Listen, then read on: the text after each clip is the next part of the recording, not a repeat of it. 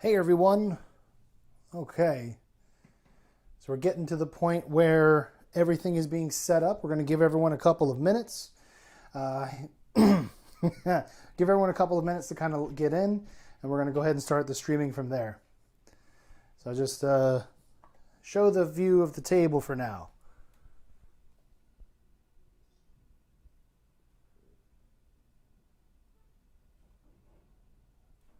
Okay. Looks like we got a couple of people here.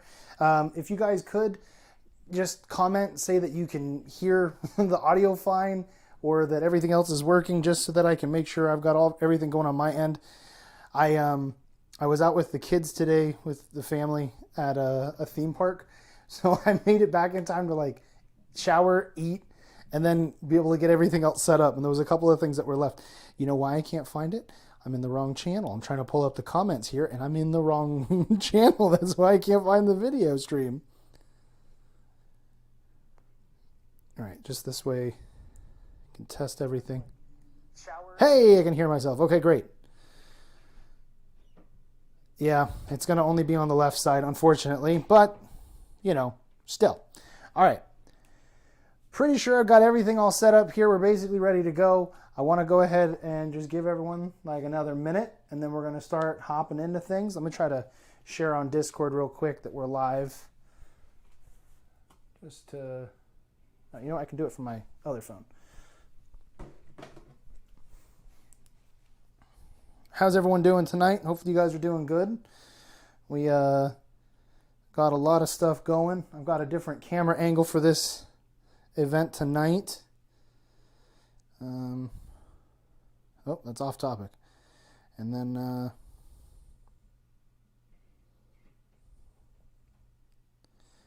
add everyone. We are live. Okay. So now tonight we're going to be doing things a little bit different, in a good way. In a good way. We are going to be streaming this event in a scenario where I'm going to be playing by myself.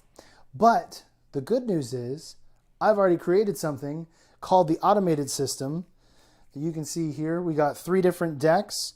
Basically, the way that the automated system works, you can either play by yourself or you can play with a team up of friends that want to fight an AI force.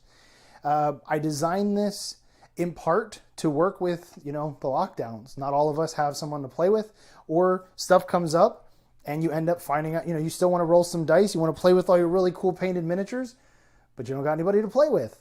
Or your friends are getting tired of, you know, blowing each other up, and you're like, hey, wouldn't it be great if we could play against an AI force like we do in video games, where we don't have to feel guilty for whatever happens in the game? We can just play it as brutal as we want. Well, that's the great thing about the automated system. You can do both of those, and it's the same system. So the way that it works, we got 3 different decks. We got one for infantry, vehicles, and war mechs. Each of these has a number of actions depending on the average number of focus. I'll show it here in the dice camera. You can see there's a bunch of text on here. This is to be able to help you to be able to play. And it'll basically, we designed it so that it has the most common actions that units take. And you might think, well, that sounds kind of boring. But when I broke down and I started analyzing, okay, what are the most common actions that people do? Well, they're going to normally do at least one attack, if not other things. Sometimes they're going to move an attack, they're going to attack move, they're going to attack evade.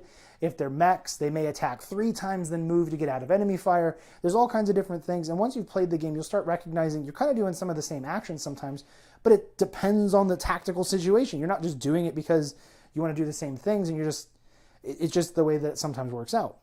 So these decks are basically designed to be the most common actions that you're going to take. We can design additional cards later, additional packs later, that can be more tailored towards certain objectives or certain play styles. Maybe you want to fight against a really, really aggressive opponent that's kind of like playing like on hard mode, or maybe you want to play against a very defensive opponent, and that way you'll be able to have kind of a different feel to the list that you're going up against. So tonight, I am going to be taking my 11th Myriad, which we can show a little bit better from here. We've got my 11th Myriad up against some Core Republic bozos. We're going to start blasting them here in a little bit. Because basically whatever side I'm playing, that's the side that's the greatest, right? Depending on the night. So tonight we're going to be doing, like I said, this is going to be 350 points versus 350 points on the enemy side. So it's going to be a full company of forces, which is the max number of units, which is 12 units.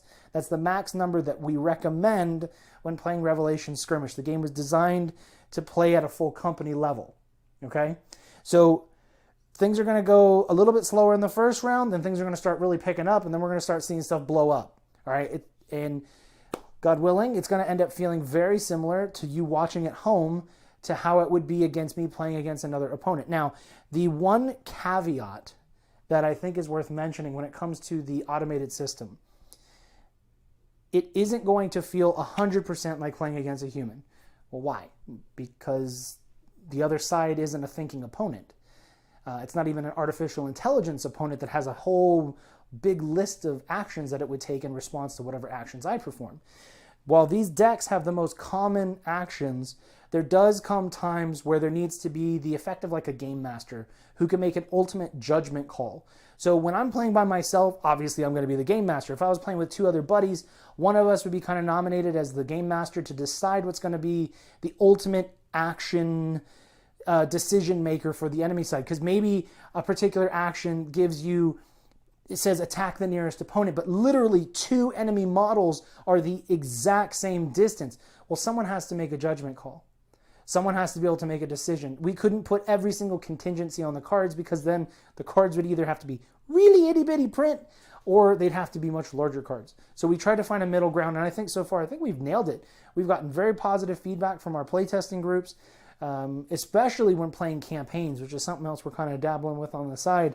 But it makes campaigns phenomenal because you're able to have a group of players all going after this AI force, and it just makes for more interactive teamwork because everyone's kind of working together to figure out what's the best situation or the best decision we can make to defeat the enemy forces, right? So it ends up being really fun.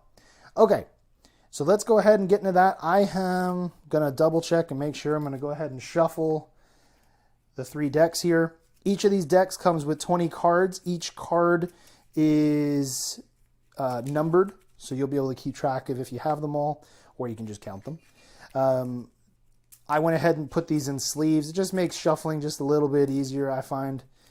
Puts them in some penny sleeves, and then, you know, because you still need to be able to read the back of the card because it does say infantry vehicle and war mech. That way I'm able to remember which which deck I'm playing with. All right. The other thing that you'll notice on the opponent side, those little black tokens over there, that is so that you are able to remember which unit is which. Because odds are, even like tonight, which I'm going to go over the different list and kind of a little bit on the tactics side. I feel you guys might enjoy some little bit of tactical decision making a little bit, or at least some tips to maybe help out some of the newer players. But I've numbered them all with black acrylic tokens that come with the automated system, 1 through 12. So that way you can play up to a company. And then here in this little dice bag that you get for your tokens, this has green counterparts. So that way I'm going to randomly draw when it is time to go with an automated unit, and it will show me which unit to activate. So that way it's random, but hopefully it at least feels sort of, what's the right word? Feels more like a person kind of doing things. Really, one quick second.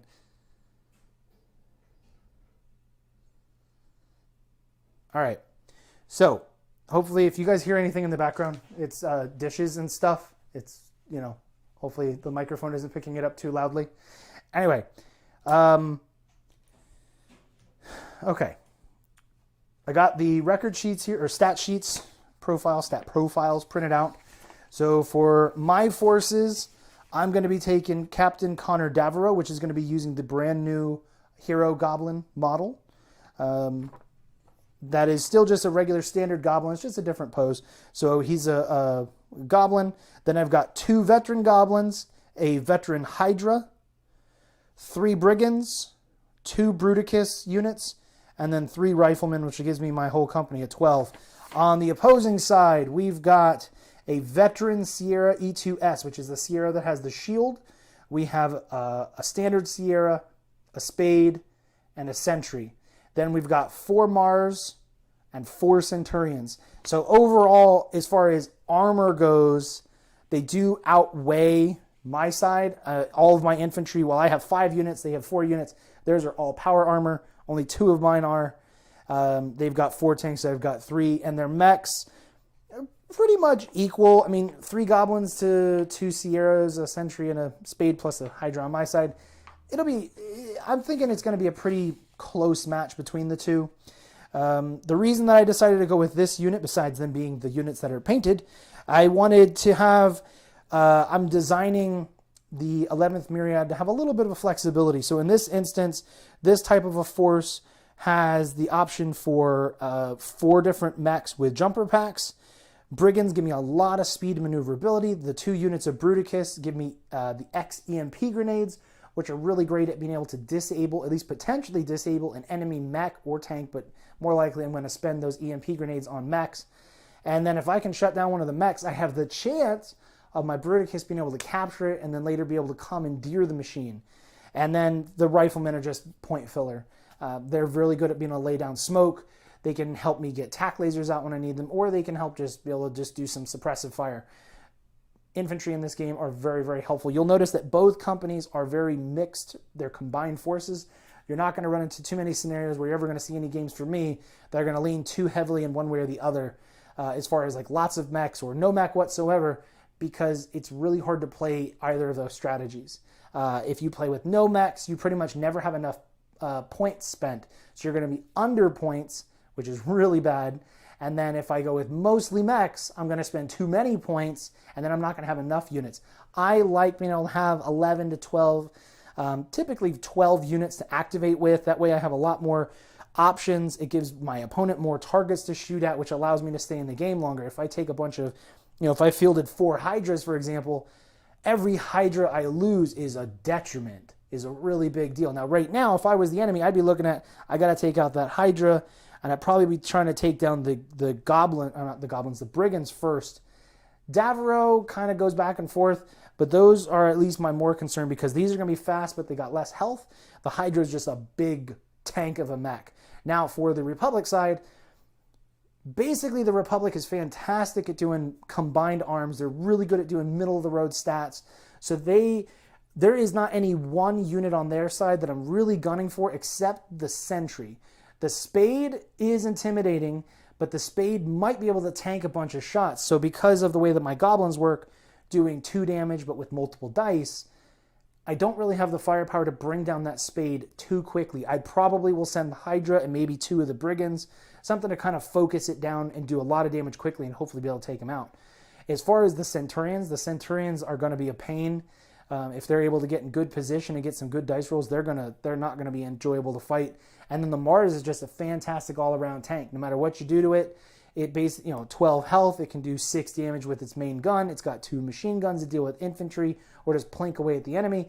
It's got smoke and it has missiles. It's just all around a pretty tough tank to take down, especially because it's the same points as the Brigand.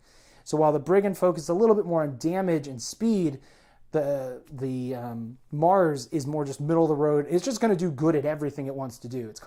It doesn't excel and go crazy, but it does really, really well. Okay, so that's basically everything. Now with the automated system, I'm probably not going to get into every single rule to do with it, just so that everything kind of flows well together. I do want to try to present this still as if you were standing right here in the room with me and I'm kind of demoing how to play. So I got the tokens out. I think I got enough out for everything I'm going to need. Dice, I think we're basically set. And I'm pretty much using the same terrain setup as I did last time. I'll just double check to make sure all the terrain fits because now I have a 3-inch unit. Everything else except for that spot over there, but I don't want to mess up the microphone, so we'll just pretend it's over there in the right spot. All right. I think that's basically it. Oh, is something to remember. There are, the automated systems rules are just like the core rulebook. They're both available for free on shoprevelations.com. All the stats for all the units is available on revelationswar.com. There's different places you can go and the links will go back and forth to different websites. And so you'll be able to get all the stats that I'm using available for free. You can follow along to see how the stats work, or you can download the automated system rules later. It's not that many pages. It was just an extra product to add on top of this to kind of allow you to play solo or team games.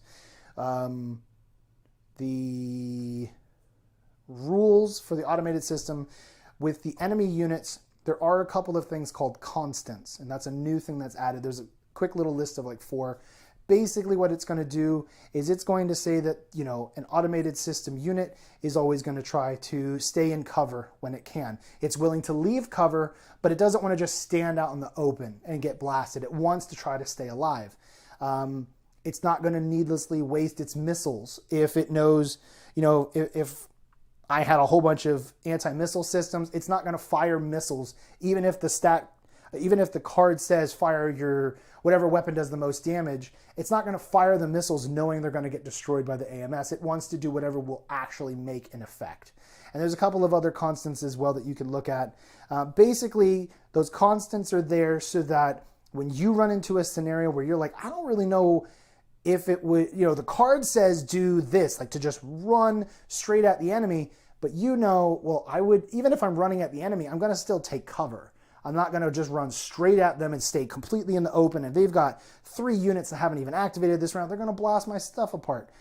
So you would know, okay, maybe run as far as I can, but I'll take cover behind a rock so that I can sort of peek around it and still shoot my weapon, or something else that you want to, you don't, I mean, when you're playing and you're at home or you're playing with your friends and you're just like, look, let's just make them as dumb as possible. You could break the rules and you can do whatever you want to have fun. But for the sake of it, I tried to design it in a way to where the units weren't mindless, even though technically they are mindless. So, you know, if that makes sense, like you're not trying to just let them walk into a firing line just because they can. There is another list of contingencies for if you run into actions you can't perform. Off the top of my head, the first one is it will move if it can't perform an action. The next, it will evade, and then it will break down to some other type of non-damaging attack, like evade or smoke, or I already said evade, but like smoke or something else where it's not doing damage, but it's trying to not just throw away focus points. The other thing to note is that right now I have no heroes on the enemy side. So when it comes to war mechs typically have 4 focus points, which lets you choose a variety of different actions to spend your focus on, right? When you play with hero units, they're typically going to have 5 or more focus. So when it comes to, like, if I was going to say I had Connor Daviro on their side, well, when it gets down to the last focus point, every time he's activated, I'll go back to that list of it'll move if it can't, and if it's already moved, it's going to evade, and if it's already evaded, it's going to try to do some other non-damaging attack with its last focus point. There wasn't really a way to be able to make 5 or 6 focus points on the cards when most mechs are only going to use 4. It was kind of like a waste of ink and trying to get that design to fit with everything, because some of these cards you'll see are pretty full because there's enough text that kind of give you different things that it's going to perform. So, when playing, off the top of my head, it feels silly, I believe the human player always goes first, no matter what. The other thing is to note is that with this, and I'm going to go answer the questions here in a minute because I noticed there's a list of them. The enemy units, I worded that wrong. The automated system is only set up for the game mode Kill 'Em All. You can play with as many points as you want, whether you want to play Revelations Scout, Standard, or Heavy Metal. You can play any of those, or you can make your own custom one, but we don't use any objectives. None of the cards are geared towards objectives. It was going to create way too many cards to design a deck system that would allow you to go after objectives and kill them all. And then what if you're the attacker or defender? It changes the strategy. So those will be extra releases later. This is just the base game with Kill 'Em All. And it's quite a bit of stuff. It's 60 cards plus 24 acrylic tokens. And then obviously the rules are free, but I mean, it's a decent product that adds to the experience here. And it worked out great because I'm going to be here tonight by myself. So now we're going to be able to play Revelation Skirmish and I won't have to just counter, play opposite. I'm going to be able to do this. So let's check the comments really quick, and then we're going to get into playing the game. Hooray! Okay, so how embarrassed will you be if the AI beats you?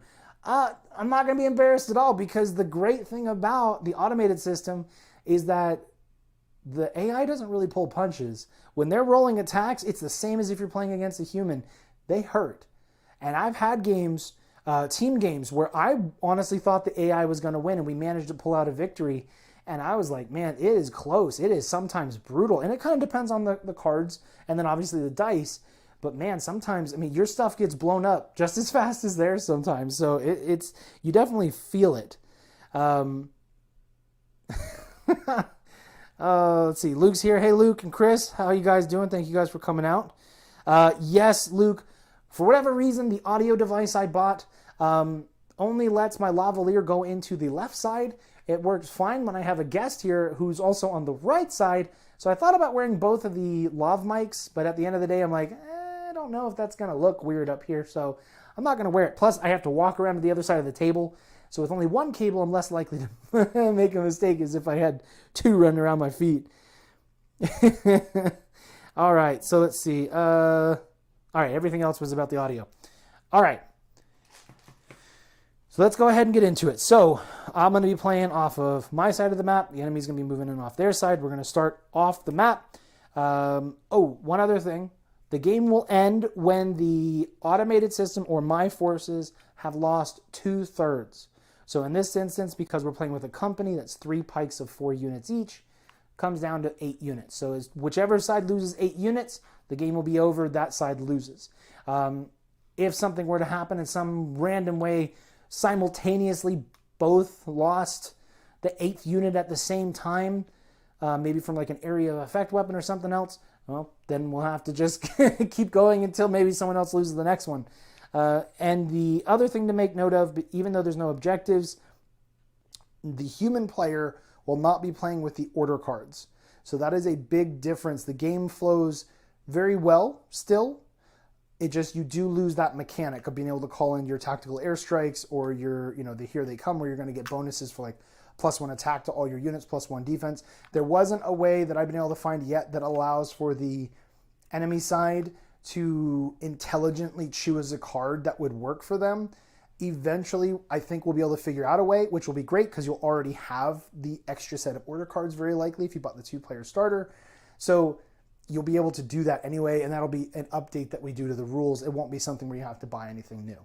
Okay, so let's go ahead and get into it. Now, for me, the very first unit I'm going to activate, of course, is going to be Riflemen, because if they get blasted, let's move this where it's supposed to be. If they get blasted early on in the beginning, I'm not really out a whole lot. Sucks for those guys, but such is life sometimes. So we're going to go ahead and start moving these here.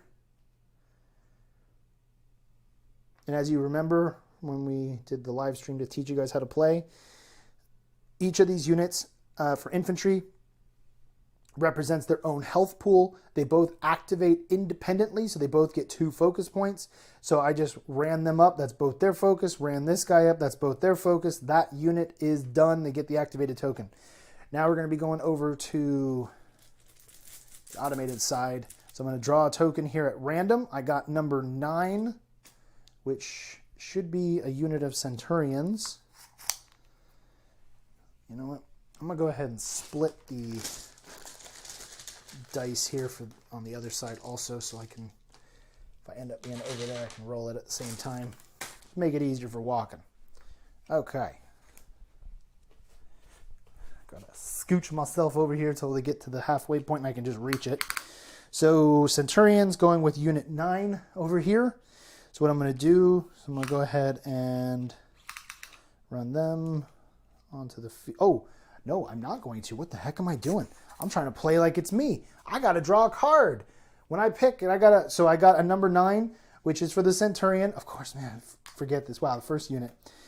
I draw the top card from the infantry deck. It is walk toward the majority of enemy models, but try to be obstructed by cover. So right now, I've only got 1 unit of infantry. That's the only unit on the table, but it is still the most number of units. So in order to know which edge of the table I'm coming in on, I'm going to roll a d6. 1, 2, 3, 4, 5, 6. All right. So I'm going to roll a d6. I got a 5.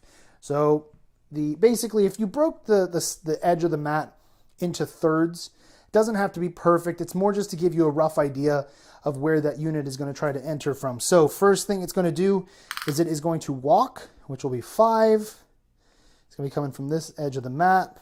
So it's going to walk that guy on there. Oops, make sure that's 5. Walk that guy on there. Then I'm going to go ahead and bring them both on just so that they're placed. I'm going to put both the black and the green token. That way the green will show me that this unit has activated. During the first round, it's not really a big deal, but during the subsequent rounds, that'll be, instead of using an activated token like I have to use, I'll just mark them with the green token, and that way I know, okay, that unit has already finished.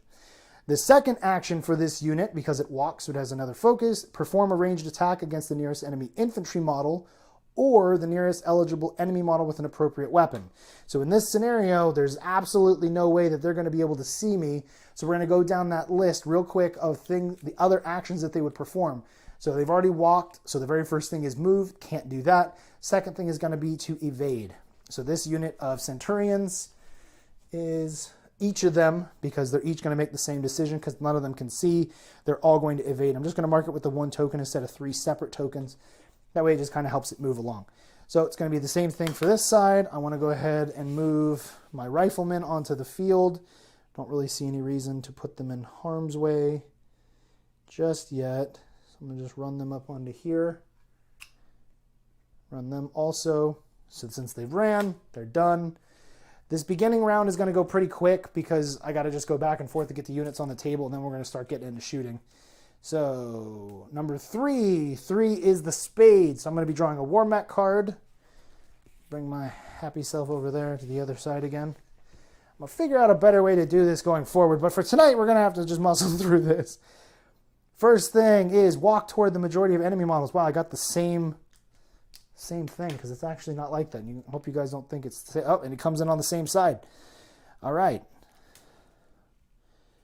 Walk towards the majority of enemy models. So at this point, I've got 2. So since he's coming in, kind of just head for that like midway point.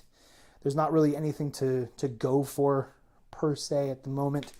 Double check here with the stat profile. How fast spade moves 8. So 8, you'll be able to just walk over them because not causing any damage or anything in this game. All right, so second action. Perform a ranged attack against the most expensive enemy model. From here, he cannot see anything. So his second action will be to evade. Then we go down. So since I've finished the second action, I drop down to the third. The third says to use another weapon. And then the last is to repeat the last. So he's already evaded. So what he's going to go ahead and do is smoke. When it comes to the smoke placement, it kind of just comes down to what you think is appropriate. Because right now in this scenario, there's nothing else going on. So he's just going to drop smoke right on top of himself. And that also shield any of the Centurions in case something crazy happened. And he has 1 focus left. There's no point in double smoking. That would just be a waste. So we're just going to go ahead and just call it and say that he's done. We do need to mark him, though, because he did use a smoke.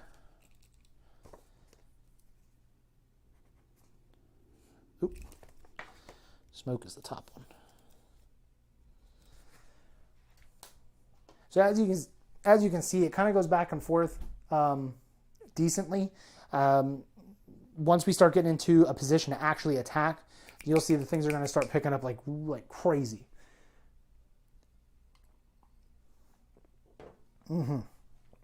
Excuse me. All right. I'm going to go ahead and just run these guys in. Not going to diddle around with them. Just run them in for cover. They're done. Draw another random token.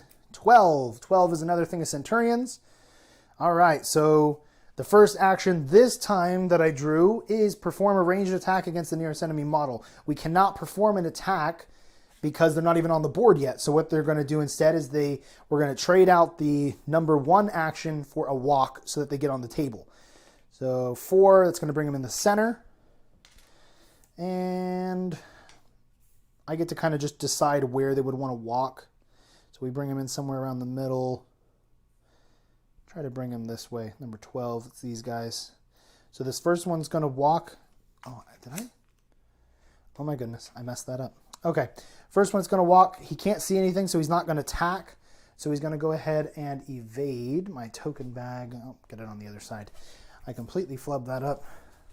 You can tell I'm a little rusty since we moved. I haven't been able to play with a normal group of people. So actually what you're supposed to do is you're supposed to draw a card for each unit in that, each model in that unit. So I'm actually supposed to draw an infantry card for each. We'll just go ahead and count those centurions as being done because there wasn't any point. Perform an attack and then do the tack laser. They won't be able to see. The next card is going to be perform an attack, walk towards the enemy model. So basically those will just go ahead and just stay as moot because they're just going to go ahead and walk on and evade. I know that seems like maybe that's just semantics, but later when we get into the next rounds, different infantry models, because they're all part of the same unit, may actually choose to perform different actions, and that could vitally change things. That unit is done. Go on my side really quick.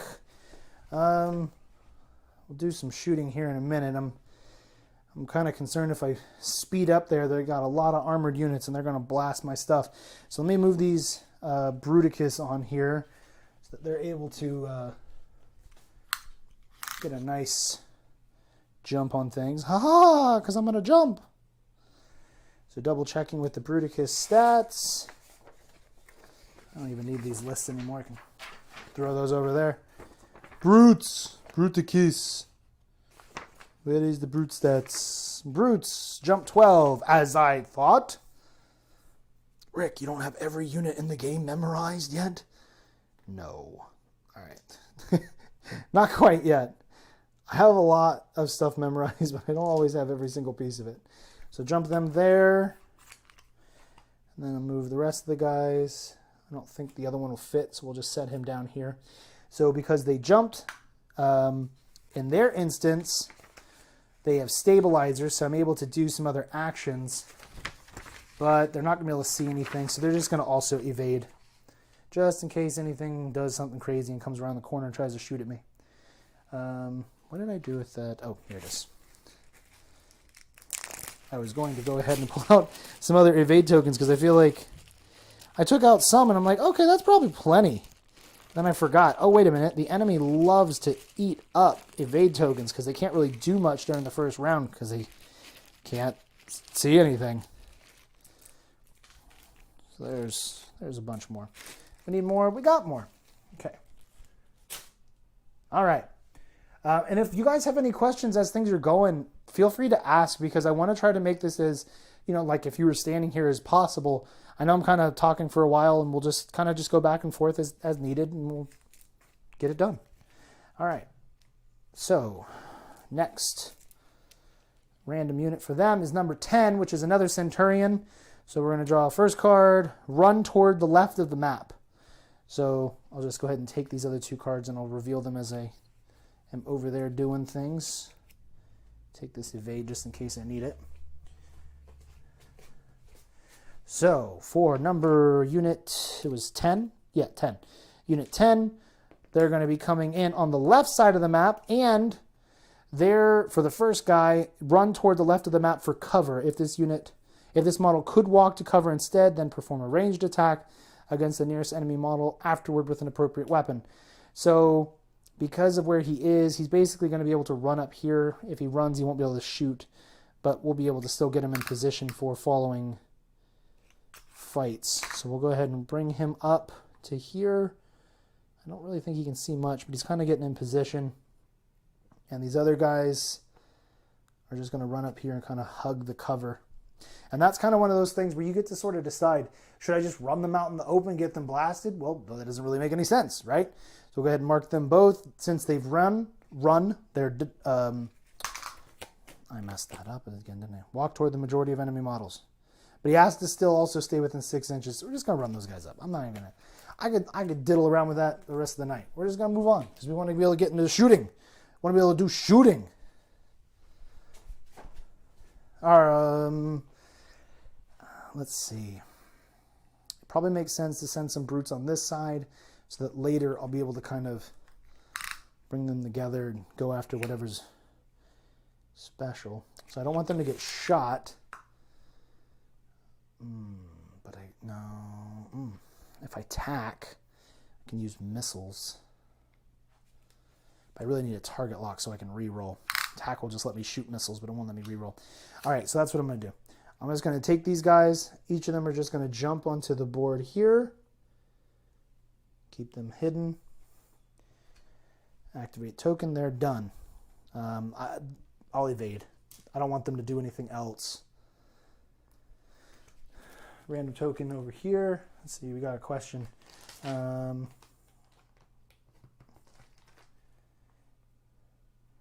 are the models assembled if you have to assemble them out of box? Would you use plastic cement or would you use normal super glue?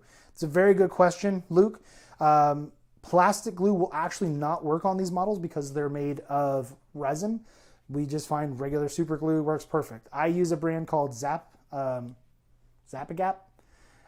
Gorilla Glue might work, or actually it has worked. I find that it just leaves a little bit more of like that whitish. Not on the model, it's more of like if you try to glue it to the base, so I use Zap-A-Gap and I have no problem. I'm sure there's other people using a bunch of different brands and don't have any issue, but plastic cement will not work. It'll just stay wet forever. Number 7, that's a Mars. Hey, something new. So we're going to draw a vehicle card. Target lock. Well, we won't be able to do that, so we'll just ignore that. So then its next thing will be perform an attack. So because we know that the next thing it's going to do is try to make an attack, I'm just going to knock stuff off here with my cable hanging out of my pants. All right, so number 7. So we need to decide or know which area of the map he's coming on. 6, he's coming on this side. So he's going to have to kind of swing around here. He won't probably be able to see anything, though, which is a shame because he wants to. He wants to shoot. So their speed, I believe, is 8 on Mars. 927. So if we bring him in off this side and we go 9, he'll be in a nice position for later. But he won't really be able to get a shot off right now. So what he'll do, since he's already moved, the next thing that he would do that he can't, or I'm sorry, to negate the negative that he can't do, is he'll go ahead and evade. All right, mark him with an evade token. He is done. Because I marked him with, I need the black one. There we go. Okay. Now on my side, I am now out of infantry, so now I'm going to have to start making different types of decisions here. I could move in. I could swing in with one of the brigands, because brigands can't go through wood tiles. They can't go through hindering terrain. So I could come up here, maybe be able to get a shot. I could shoot through the trees, but that'll give them an extra +1 defense. I don't really want to just give them defensive bonuses just for giggles. I don't really want to move the Hydra yet because he's my big gun. I really want to set something up to be able to target lock. So maybe what would be a good idea is to bring one of the brigands up, put it behind the tree cover so it's pretty safe, and then target lock the spade. That's probably the way to go, because that way I can have gotta do big brain stuff sometimes. So I'm gonna go ahead and bring this brigand up. He's gonna be concealed because of the trees. It's not really likely that they're gonna come around, but just in case, I guess maybe I could definitely see him all day. So I'm gonna go ahead and set him there. Mark him with a target lock, which is the small green token goes on the designator, large matching number goes on the target, and he is done. He moved onto the field. Target lock, that's both his focus. It's going to be well worth it because when I can move this Hydra in and I've already got him marked with a target lock, I can re-roll dice, I can do a bunch of stuff. So it's going to end up being way more in my favor to pull that maneuver off than it is to just sit there and get killed. Let's see, comments. What model would you say is the most fun, challenging one to paint?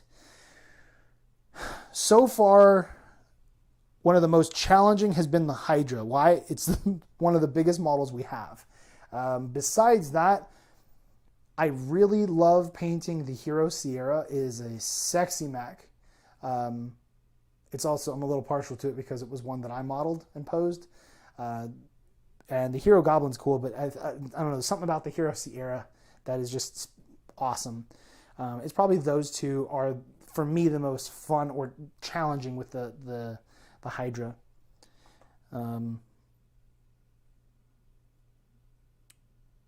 Let's see. Oh, okay, and then people just answering stuff about the panels with the Sierras. Yeah, basically. All right. Now, random number 2. Number 2 is the Sentry, which is a pretty big beast on their side. Oh, no, it's going to be shooting if it can.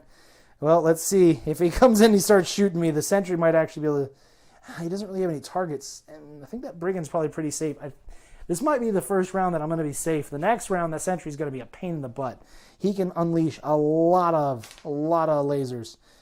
2, he's going to be coming off this side and the first action basically is, so you know, when you're dealing with the automated system, no matter whatever the first action is on the card, it's always going to be a walk. It's always going to be a walk or a drive.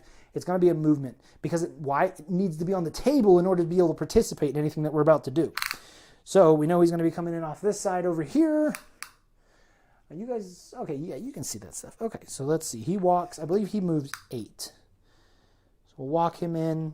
He knows he wants cover, so he could probably move up that way and you'll have some cover. But he also wants to be able to take a shot at things. So I'll just set him up over there. The next 3 things on his list is attacking. There's nothing, although, you know what? Since I know that he wants to walk on, I'm actually going to change my mind. That's the joy of doing this when you're playing by yourself. Ain't no one going to tell me no. I'm going to move him on here because if he moves on here, he is able to see that Brigand and he'll actually be able to make an attack. And because the next 3 actions are attack an enemy, it's the only enemy he's going to be able to see, it makes sense that he's going to try to throw a bunch of dice there at the Brigand. So we'll go ahead and mark him. If he ends up running out of things, I'll just give him an evade token as his second if he somehow manages to kill this Brigand really quick. So now we get into some shooting. This is the exciting part. So the Sentry is a beast. Like I was mentioning, it has 2, one for each arm, large repeaters, and they're linked. In Revelation Skirmish, if you ever see the word linked, it means bad things for your enemy. Basically, in this instance, since he has 2 weapons that both have the keyword linked, they are the same gun, just left and a right arm weapon. They're going to fire at the same time. It's going to give me a +1 defense, but he gets to put all his dice into that same attack. So, the large repeaters normally roll 6 dice each. So there's 6. So now he's going to be adding an extra 6. There's 8, 9, 10, 11, 12 here. Ooh. All right, so he walked on. He can see my Brigand. My Brigand didn't evade, but he does get a +1 cover for this woods tile. And then plus he's going to get another +1 from the linked, which is going to give my Brigand a grand total of 7. Not that great when he's rolling 12 dice at me. But let's find out what's going to happen. We get some shooting. Okay, we've got, oh gosh. Let's see, that was a 3. Get these out. So this had 7 hits with a critical hit. Ow, that's a lot. That could absolutely kill this Brigand if I don't manage to save him. Brigands have pretty garbage save value because they're hover tanks, and hover tanks aren't the best at that. So I'm going to roll 1 dice for each successful dice, and however many successes I get, 1 is going to get taken away because he got 1 critical hit. I didn't roll 1 freaking save. That Brigand. So that is, in this instance, the repeater does 2 damage per dice. So it's going to do 14 damage. I've only got 9 health. So that Brigand is just freaking toasted. Absolutely just smote. I'm going to make a dead pile. And since he's my first dead unit, absolutely destroyed him. Out of there. We can remove the target lock because I didn't even get a chance to use it. He walked on and died. Ooh. All right. Well, And there you go. That was just a phenomenal roll. And the sentry, like I said, he's just a laser blasted monster. Freaking took my guy out. He has 2 more actions, but he has no available target, I don't think. I think with the way the rocks are here, he won't be able to see. So he's going to just evade. And he doesn't have smoke or anything else. So he has 1 focus point that unfortunately kind of gets wasted because he's already made an attack and he's evaded. So he only has 1 left. So he can't ready or do anything else. So it's just the way that it is sometimes. All right. So my side. Well, lightning can't strike in the same place twice, can it? So I'm just going to move right back here. I really, really want this target lock. I'm going to do it again with a different brigand and pray that something else doesn't walk on from over there and just kill it immediately. Oh my gosh. Oh, let me see really quick. Probably should have this dang thing not keep locking. Luke asks, does painting the models a certain color change what faction specialty they are? Much like painting Space Marines blue makes them Ultramarines and red makes them Blood Angels. In Revelation Skirmish, the only reason you're painting your models is because it makes them look sexy. For example, a Sierra, a standard Sierra like on the other side of the map. There are multiple poses or available parts that you can make so that your Sierras don't all look the same. They all are going to still have the same stat profile if that's what you choose. So when you go to build your list, all units have, for the base, the main factions, have a standard version of that model, then they have a veteran. Depending on what type of mech it is or something, they may also have a hero character. We're going to later add some other things like Spec Ops and some other variety of things. So that way you'll have like different choices, and some of those are going to have different abilities. The paint itself is only there for cosmetics. If you want, like for my example, I have painted my Union forces to be part of the 11th Myriad, which is part of the garrison force on the planet Sanctuary. The Sanctuary is a really key planet. We've written a supplement PDF about that that's available on our website. It's a really cool planet, and it's really instrumental for the Union of Stars. So I wanted my guys to kind of look like that garrison force because they're going to be kind of important here maybe in the future. So I wanted to be able to have them already painted. That doesn't change anything. It doesn't give them any special abilities, keywords, anything else. Just, I love this paint scheme kind of thing. All right, so number 4, that is the E2S, which is another nasty mech. So let's go ahead and go over there after we draw a card. First action will be to perform a ranged attack. So you won't be able to do that. So again, he's going to have to walk. Please don't let him walk on and kill my brigand. That would bite. He moves 11, so he's faster than the sentry. Scoot over here. I did need to mark the sentry with his tokens, though, so he was number 2. All right, number 4 is this E2S here. So let's go ahead and bring him on. Oh, we got to roll for which side he's coming in on. He's coming in on this side, which is going to be a little bit busy. But son of a gun, he is going to be able to see my brigand that I just put on the board. Well, we'll just move him. He can move as far as he wants in this scenario. There's not enough space. So he's just going to move all the way up, set him there, mark him with his tokens. The next 3 happen to also be to shoot. So it's the only target he can see. Oh, he can actually see those riflemen, but it would make more sense if he's going to shoot at the brigand first. If he kills the brigand, he can see those riflemen on the other side of the board. All right. Unfortunately for me. All right, let's go over here, start doing some dice throwing again. I don't want oranges to be right, and I got my butt kicked by the AI on the first time. Okay. So the E2S is a pretty gnarly mech, and in this instance, it's even more gnarly because it is the only veteran on their side, which a veteran means that it gets a +1 to any attack roll. So whatever result, it's a +1. It doesn't make 9s, important distinction, it doesn't make 9s into 10s to make them a critical hit, but it does still improve roll. So like if I did roll a natural 9 and I made it into a 10, it still counts as being a success at a 10, but it doesn't count as being a critical hit. So what is this camera? We got a different camera angle we're going to try out. Okay, so the E2S, big jerk over there, walked onto the map. You can see my brigand. My brigand will get +1 cover The smoke from the spade isn't wide enough to impact his line of sight. He can see over the rocks. The rocks are not close enough to help give me any additional cover. So I'm only going to be a 6 cover, or 6 at this point. And he's a veteran, so he really needs 5s. So you know, when you're playing the game, you don't ever want to say, okay, so I'm a veteran, so that means whatever I roll is going to be an automatic +1. So let's go ahead and just say you don't even have the cover. The reason being, you want to make sure you do it the following by the book, is that if you run into a scenario where an enemy has an 11 or greater total defense modifier, meaning all the things that are on the board give them an 11 or higher, it's considered to be an impossible shot, even if you can see them completely.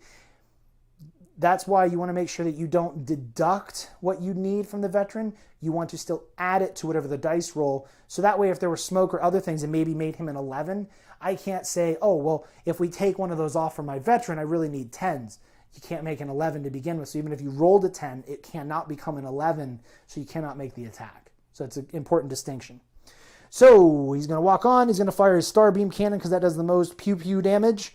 That is only 1 dice, so I have a good chance of surviving. 1, he needs 6s, which really he needs 5s to be able to get those 6s. He got a 7, so that is a success, but it's not an automatic success. It's not a critical hit. So I'm going to roll 1d6 for defense. I absolutely failed it, and I take 7 damage. 7 damage from 1 single shot. Yes, Starbeam Cannons are absolutely disgusting. So 7, but I'm still alive. I got 2 health left.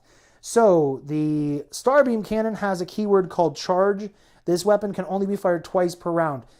Since I'm still alive and I've got 2 health left, this is another important thing. The card says to attack and then repeat the last action, repeat the last action. So it's going to attack using the most appropriate weapon. So in this scenario, the most appropriate weapon was using the Starbeam Cannon. Well, why? It has the greatest damage potential. Its other weapon is twin medium repeaters, which only throws 5 dice with 2 damage each. Technically, yeah, I could do 10 damage, but that comes down to a judgment call. I could try to hope that it somehow gets 10 damage with the repeaters, or realistically, any human player is going to walk on, say that thing's at full health, and they're going to try to punch it with the most damage potential from a single weapon, and hoping that a bunch of dice are going to cluster together. Especially because the ability to critical hit on that Starbeam Cannon is a 9 rather than a 10, so it's 9 and 10. So right now, it doesn't really make much sense to throw a single dice hoping to do 2 damage. Now it makes sense to throw a twin medium repeater into there, which will give me 5 dice. So you got to kind of like, as you get more experience with the game, you're going to look at that and say, okay, if this was me playing on the other side, I'm not going to throw the Starbeam Cannon in there. Why? I need 1 of the 5 dice to get through and the brigand's dead. So why would I do that, right? So that's what we're going to do here now. So we're going to go ahead and it's going to throw 5 dice. The good news is the medium repeaters have the keyword small caliber, which means he can shoot me as a vehicle or a mech, but he does not have critical hits. So no 10s are going to actually just wipe me out immediately. So roll the 5 dice, needing 6s, but really he'll make it with 5s. I got 4 successes. That's probably a dead brigand. 4 attacks to do 2 each. I literally got to save all 4 of them on 5 or greater. I saved 2, but 4 more damage will kill this brigand. I think this is probably a bad spot to go. So he has 1 action left.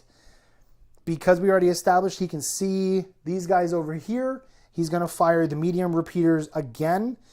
The reason I'd fire the medium repeaters over the Starbeam Cannon is the Starbeam Cannon only does 4 damage to infantry.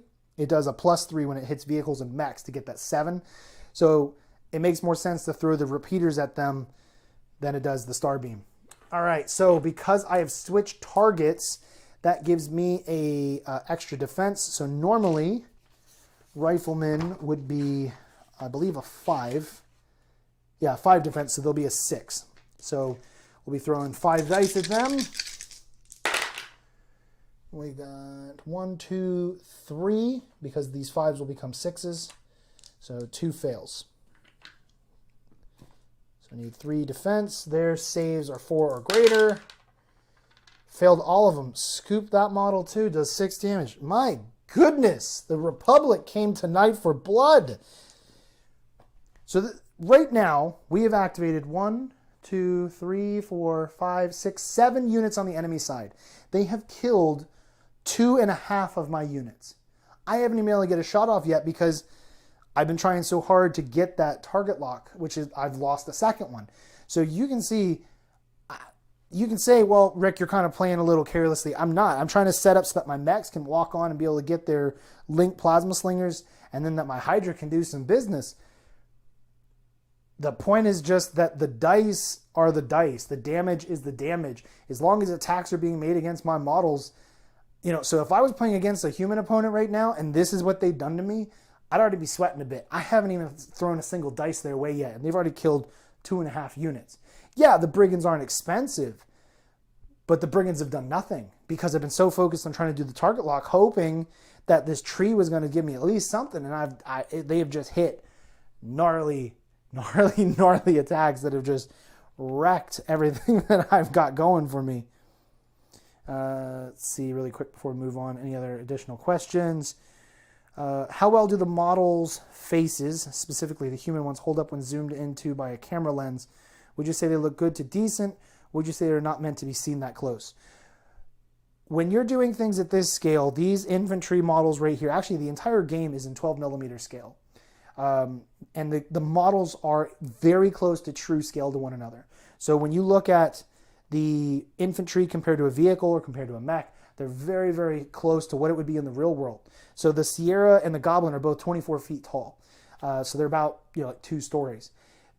This is how big a 2-story mech would be next to a standard sized man. And it's a huge difference. The infantry don't have... It's not that the models themselves, the STL files, don't have good resolution or good detail. It's that when they're 3D printed at that size, even with the 4K printers are doing better. All of my infantry here are older ones that I've had, so they're still with my previous generation 3D resin printers. When you go that small, you're just going to lose details. We're going to continue to try to improve things so that the details look better and better and better with every generation as we move forward. But in the meantime, I've got them painted up. I can see they have heads. I can see, the details of their cloak, some of the details of the rifles, their hands. There's enough there that I feel satisfied. I would compare them to any other miniature line at this scale. So many other miniature lines, even ones done by Games Workshop or WizKids Games or all these other companies, when you get down to like the itty bitty size, they either go with the hero route where things are really exaggerated, even though it's just like a regular guy, but they're still really bulky. We went with more of a traditional, maybe not traditional, we went more of like actual size.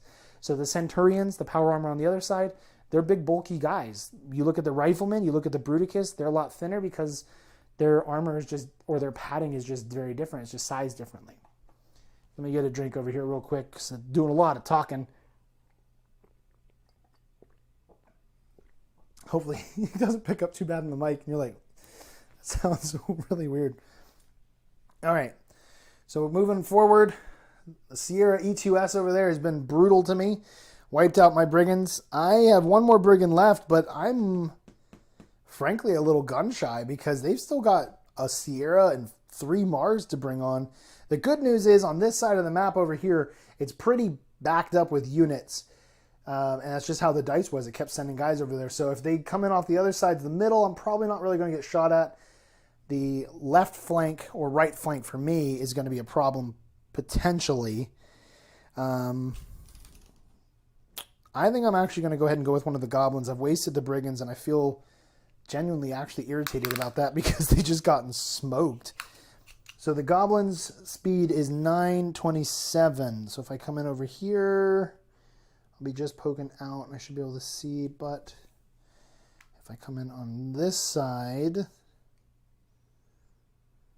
or if I come in from over here, I could come from this side here. Then I would have cover getting shot at. But let's try that. I'm going to bring a Goblin in up over here. I'm going to take just a standard Goblin.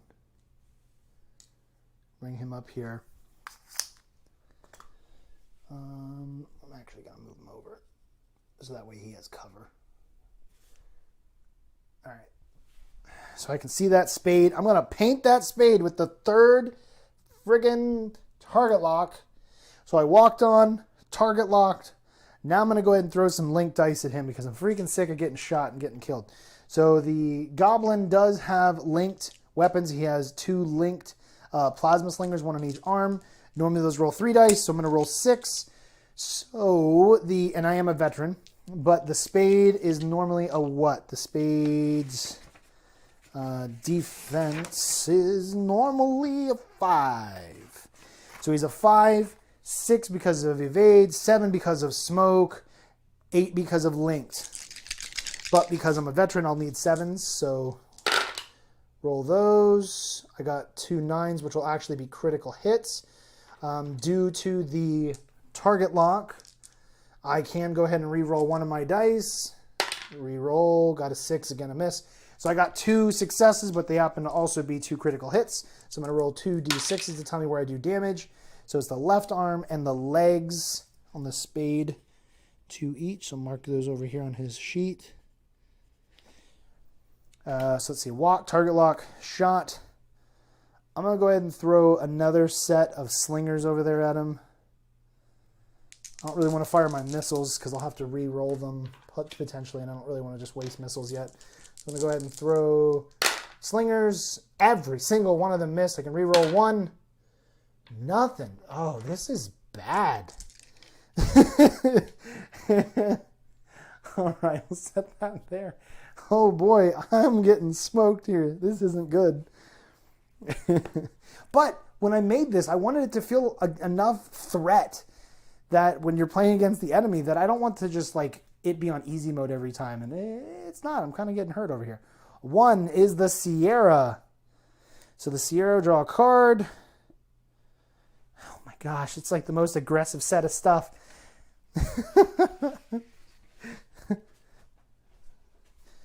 All right, so we're going to roll a card first to say where he's coming in at. Or dice, I mean.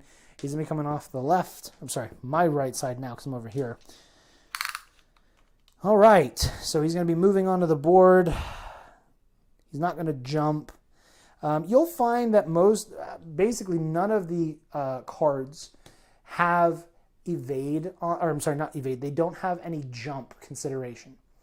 The reason that we did it that way was that it was too difficult. There's not enough units that have jumper packs to make it an option. If you want it to be when you're playing and you're like, look, in this scenario, yeah, my Sierra can just walk in here, but it's just going to cluster in. It makes more sense that maybe it would jump up here so that way it's able to, if you can see where my finger is, oh, it's just where the box is. If this piece of terrain that's right here, it makes more sense for him to jump up there because then he has a chance to be able to shoot at something instead of just being clustered up behind everybody. That's up to you to make that judgment call. In this scenario, I've already got 4 other units in this corner over here, where you can see my hand. So I'm going to go ahead and just have him jump up there. So his jump for the Sierras is 12. Let's go ahead and put it on so that you can see what I'm doing. All right, so he's going to be coming off the left side, but he can jump 12. So he can actually go ahead and jump past the friendly models. So he can get all the way up to here. He can see, basically there won't be any cover unless he jumps up here. So we'll say he jumps up here. So that way he'll get cover, but he won't give the cover from this rock here to me. My guy will get cover just because he happens to be next to the rock. All right, so do this. Now because he jumped, it is going to take 2 focus points off this model. But because I said, this is going to be a judgment call, I get to decide, do I want to walk him and be literal, walk him on this side, watch him basically do nothing because he's not going to have a clear line of sight, or make the judgment call that his movement is going to be to jump up here and then he has a shot. So I'm going to go ahead and jump. That takes up the first 2 actions. The next 3 are to attack with the appropriate weapon against the same target, well, against the nearest enemy, which will be that goblin. All right, so we'll just go ahead and roll for the attacks over here. And that's kind of the thing. Like, you got to sometimes make a judgment call. Some people don't care for that. I think it works out fine. I don't feel threatened or like the game somehow robbed me of anything that I thought was like so essential the cards are there as a guide. It's meant to be fun. It's meant to be a way. Like right now, I'm in this room. I'm recording this by myself. Yeah, I'm talking to you guys, and I'm trying to treat it as if you were here. But at the end of the day, I am in here by myself, and I'm enjoying it because I don't feel like I'm just mopping the floor with the other guys just because I can. They're setting up in a relatively intelligent way because I'm doing the best I can to honor the cards and honor the game at the same time and make it feel realistic. And they're just nailing my guys. So, all right. That Sierra over there is going to be firing at my Goblin. It makes sense. Let's see. So right now my Goblin would be a 5 defense, 6, 7 because of that, 8, 9 because he jumped. So it doesn't make sense to double tap. So he's going to go ahead and just throw his cannon dice at me, which is just 1. He needs 9s. He freaking did it! The lucky bastard did it. All right, well, all right. My save's a 4. These dice, they're killing me. Oh, man. Huh. All right, he's going to damage my Goblin. Where's it going? To the torso. Why the heck not, right? Why the heck not? All right. Oh, man. Goblin taking 5 damage to the torso. 2, 3, 4, 5. Ooh. He jumped, he shot. His next thing on his card was to make another attack at the same enemy. So here we go. He did not get it. Ha! You failed. All right, my turn. Oh my gosh, he actually landed that hit. That's not great. I've already marked that spade, but I didn't really do any damage to it. That Sierra is going to be a 7 defense, while that spade is going to be 8s with linked. But the Sierra will also be 8s, so it makes sense to maybe focus. Yeah, let's go. Well, no, I'll take one more turn to play it safe-ish. Okay, there's no way that they're able to kill another one of my brigands. My last brigand, I'm gonna... No, I don't want to put him behind the tree. So the brigands can move 12. So I could move up here. He's not really going to be... Oh, he might... If I stay over here, it's going to be really hard for any of his Mars to get around because the Mars aren't going to really get an option. If they go in that corner, they're stuck. So I'm going to move over here with the brigand. Right there. I see the spade. I'm going to shoot the spade. I'm going to damage the spade. Okay. So I'm going to fire my Ravager Tri-Laser first. Gives me 3 dice. I'm trying to shoot over there at that spade. The spade's defense is 5, 6, 7. So I need 7s. They all hit. Now it's my turn for blood. 3 dice. The spade save is going to be a 4 up. He saved 2 of them. You jerk. All right, so the 1 fail is going to be to the legs. Oh, good. Let's damage those big, thick legs. That'll help. 3 damage to the legs. Guess I'll fire the plasma repeater. So this one, plasma repeater. What am I saying? The rapid plasma slinger. I know this game. So that will give me 4 dice. So I needed 8s. So I got 1 critical hit, but because of the target lock, I can re-roll 1 of the dice. Oh, it was almost an 8. So it's just 1 critical hit. That's going to do to the legs. Well, if I can hit the legs enough, I can take the legs out, right? 2 more damage. It's only got, a ton left. I can't see those infantry behind him to use the minigun, so the minigun can only hurt infantry. So the last thing is to smoke. And just in case he somehow manages to look at me with one of those dang Mars, I'm just going to smoke on top of my brigand. Keep him alive. All right, enemy side. Okay. Let's see, we got number 6. Number 6 is another Mars. So we got a card here, going over there. Let's see. Where's he going to come from? He's going to be coming from the left side. So you can't really see. left side. So his speed was 927. If he comes up over here, I don't think he really has the ability to see anything. So he'll just move up,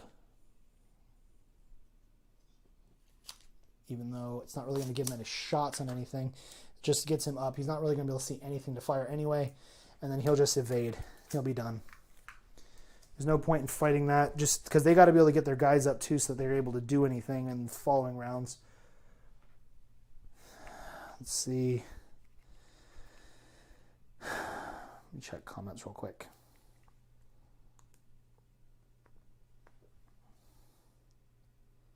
Oh. How hard was it designing the Republic's emblem? Not too hard. We're going to end up going back and having all of the emblems made professionally. I did the best I could with what I had, and we're kind of just moving forward from there. A lot of this stuff is expensive, a lot of the art, so we're still a really small company, so we're just doing what we can with some of them. I really like the emblem. I think it looks really cool, but I'll probably get somebody else to more stylize, like the eagle in the middle. Glad it has a great deal of challenge. Tried some tabletop solo and lost interest kind of fast when I can plow through the enemies. It's not this game. This game is brutal. Let's see. Are the rulebooks sold with the start collecting boxes of Revelations, or are they something you buy separately? All the rules that we have are available online, digitally, for free. You go to shoprevelations.com. You can download the core rulebook and the automated system rulebook. You'll need to buy the automated system set to be able to play with it, but you can download the rules and read through those right now for free. The reason that we do free rules as opposed to paid books, I know a lot of gamers are used to paid books where they want a physical book, something that's really nice, it's colorful, it's a thick, hard, book. Careful with those words. But the downside is, whatever is printed, that's it. So any changes that we make to the rules, because every game goes through updates and changes, as new models come out with new abilities, new keywords, it'll change the way the game works, and we have to make some adjustments. By making the rules free and in PDF form, we can update the rules as required and just give it out for free and just say, hey, everybody, we're on now version 1.3. We're on version 2.0. Here it is for everybody. And the same with the stats. We do all the stats on our website, so that way you get these, these stat profiles that you can print out for free. The reason we do it that way is the same way as the rules. We can make an adjustment to the stats of the units, and they're available in the database for free for everyone up to date. The downside to a lot of this stuff, and I've played games for like 20 years now. I hate having to remember errata. I hate having to remember rules changes and rule clarifications. We can go through and change these and update these. And the other great thing is that the Sierra, for example, is the first mech that we released for the Republic. That came in the starter kit, the Goblin for the Union. We're able to make sure that those units and the infantry and the vehicles that were in the first generation are updated and still relevant as the game evolves. So as we've added more forces to both sides and now bringing on our third faction, and we're introducing the mercenaries as a faction, we want the starter units to always be important. One thing I hate about miniature games is when I play and you can tell there's this escalation of power creep.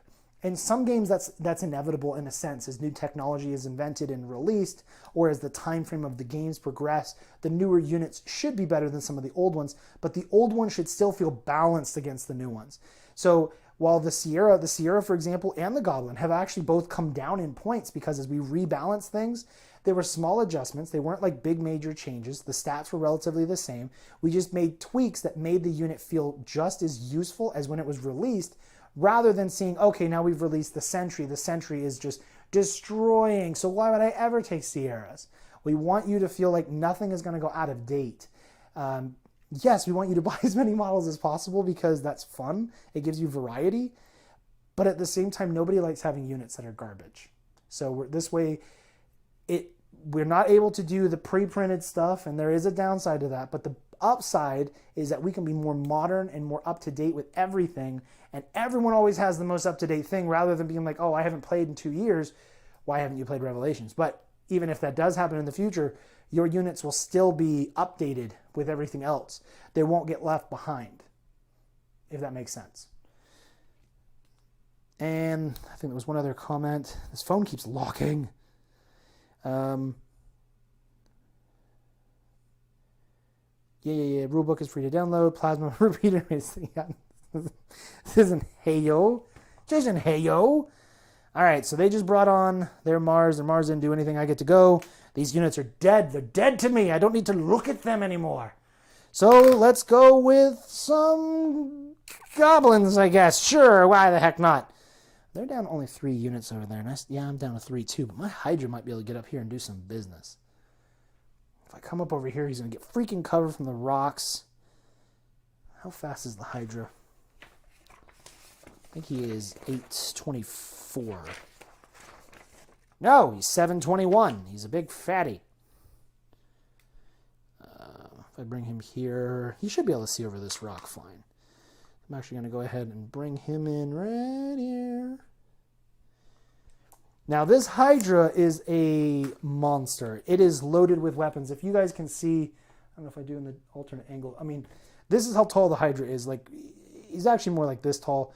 He is a quad-armed mech, meaning he has actually 4 different arms on the mech rather than being quad-legged or quad mech. In most mech universe, whenever you hear of a quad mech, it's something with 4 legs, so like the Ares, for example, for Revelations.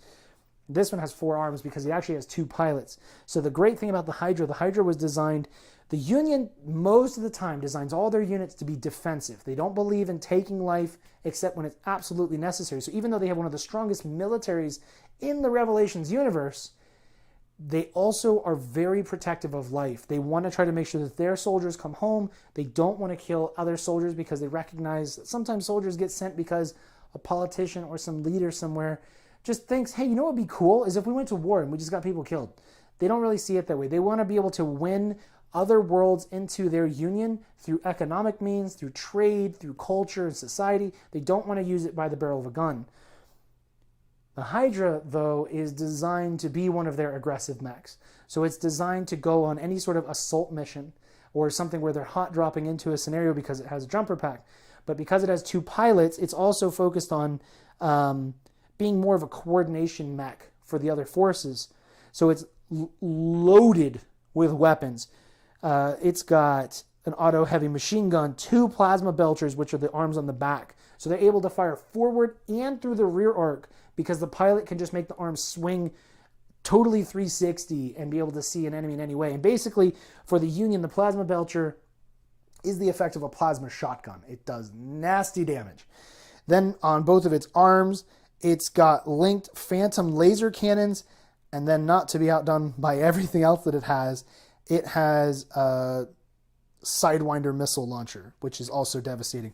And the cool pilot ability of this mech is that it has does not lose target lock when attacking other enemy models. So normally, like right now, my Goblin has the target lock on that spade over there. If that Goblin shoots at anything else, that target lock is immediately lost.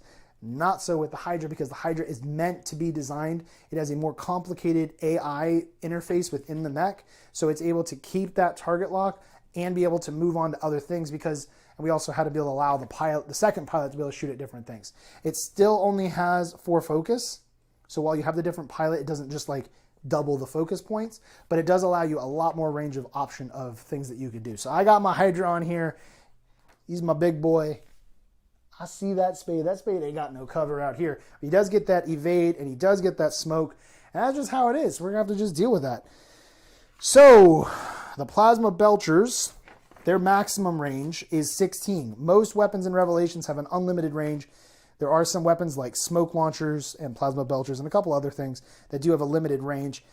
But if I get into melee, if I get into engaged combat where we're base to base, my Plasma Belchers can still shoot. They got a 0 minimum. So they could just shoot at base contact, so it's gross. All right, so what I'm going to do is I'm going to fire, let's see. Let's fire the linked phantom lasers because I crit on 9, so I might be able to get a good shot in. So I walked. Those have 2 dice each. Yes, 2, so I'm going to be firing linked, so I get 4. Let's see, his defense should be 8s with the linked. So I need 8s. I only got 1 crit, but I can reroll 1 dice because of the target lock. I did get it, so I got 2 with a crit. That's nice at least. He failed both, so 2 damage is going to go to our torso and legs. The damage on this is 4. It's only 4, but it does crit on 9s. I just had the chance there where it just didn't end up doing as much as I would have liked. Okay, so we're going to do that to the spade. I did 2 to the torso. Oh, sorry. 4. It's 4 each. 4 to the torso. 4 to the legs. It's not bad. Okay.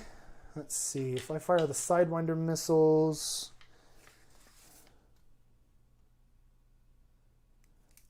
This is a veteran, but the other rolls weren't good enough, so I don't have to worry about that. The missiles, Sidewinder missiles, do a lot of damage, but I need 8s. I get 8 dice. I might as well do it. Let's just do it. Let's do it. Let's shoot some missiles. Missiles have limited ammunition.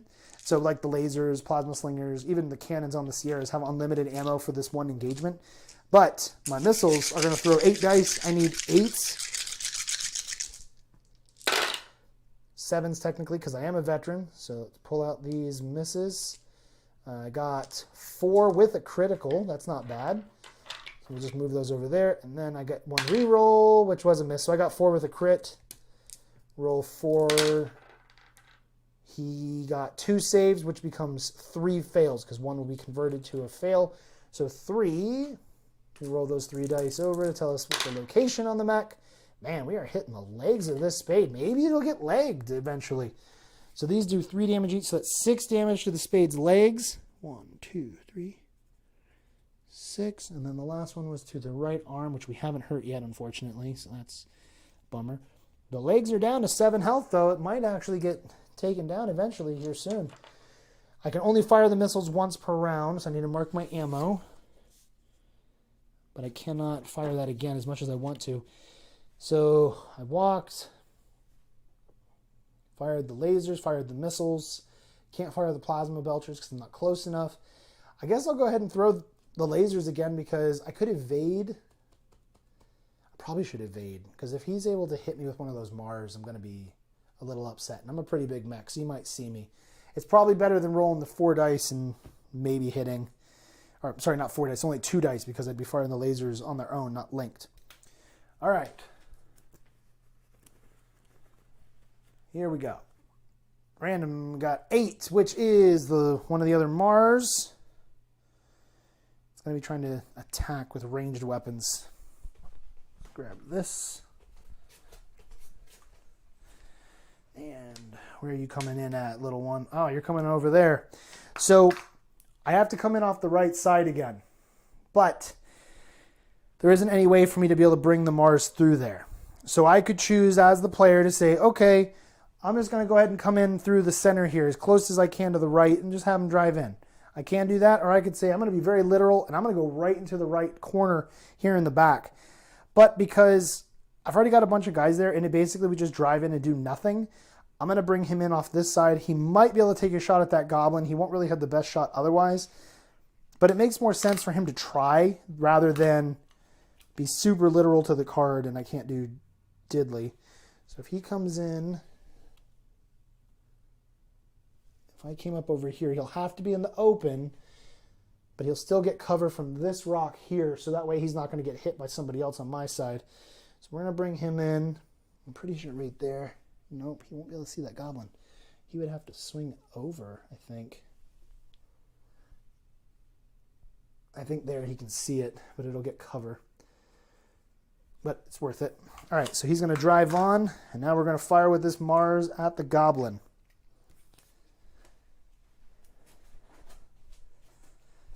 Okay, let's get that there. So he's going to fire the cannon first. Well, actually, you can see the Hydra also. I think the Hydra won't get any cover. He's not going to be obstructed enough to get cover. So it actually makes more sense to try to shoot at the Hydra. So it made sense to put the, the evade there. So he's actually going to fire the cannon down here at my Hydra. That's going to be a 1 dice. He's going to need, see, he drove on. I am a 5 defense, 6 with evade, so he needs a 6. He missed. So now he's going to fire his machine guns. His machine guns get 3 dice, but they do not get critical hits. So even if they're able to roll 3 10s, I'll still get to roll saves. Those all fail. One more time because he has 2 machine guns. Those all fail. So the only thing he's got left is smoke. So he will go ahead and pop smoke on himself to try to keep him alive. Okay, my turn. That one is done. I've got 2 goblins left. If I move here, I'm able to see through the trees. He'll get cover, but he'll also get cover from the smoke. So now that makes that spade a 10 before I even roll link. So that's almost pointless. So it might be better to switch targets and start moving up over here to that sentry. Because I got initiative this turn, because I have to, next round the enemy will get the initiative token, so they're going to be going first. So I do want to be careful not to put myself way out in the open because I could end up getting spanked for it, and I've already been getting enough of that over here. Goblins move 9, 27, then jump 10. Let's see, 9. It's not really any place. But I can move to where I'm still able to be behind the tree. If I stand right here, not in the tree, just next to it. Yeah, I can see that sentry clear. Can't really see any of the Mars. Well, I guess I could see that one, but he evaded. So if I do that, I have to be in the trees. So he'll get another end from the smoke.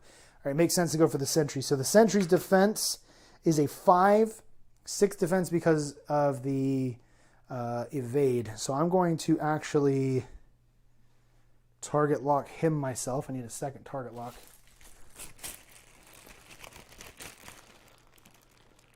What is that? Here we go. Okay. Second target lock out. Just put the small one on the designator, large one on the target. All right. So I'm not going to fire missiles over there because he has an anti-missile system, so he'll blow up one of my dice. I could shoot through it anyway. It's kind of just throwing dice away. Like, why do that? So I'll save that for something else. All right, so I'm going to fire my linked plasma slingers at him, so I'm going to get 6 dice again. So I see him. He's clear out in the open. He's a 6 defense, 7 because of linked. I am a veteran, so I will be able to get 6s, be successful, but I didn't roll any 6s. So I got 3 but 2 criticals, and I can re-roll 1 because of target lock. So I got 4 with 2 crits. I'm not going to complain about that. His save is 5. The save for the sentry is a little bit worse, and the reason for that is that sentries were designed to be very focused on a support mech role. So they actually have both the large repeaters and they have seeker missiles, which the seeker missiles allows them to shoot up and over blocking terrain, so they can be behind a building, bunch of rocks, be totally hidden, and be able to shoot with pretty good accuracy those missiles up and over the cover that's protecting the sentry. So this allows the sentry to be very support, and it has the AMS, and it has a machine gun in the back and the front of the mech to be able to deal with infantry. So it's all around pretty defensive of itself. Its one Achilles heel is that its save is pretty trash. Because it has so much other armaments on it, it doesn't have very thick armor, and it is able to get penetrated by enemy weapons because of the thinner armor. So he rolled 2 saves, but I had 2 criticals, so he has 4 fails. So back at you.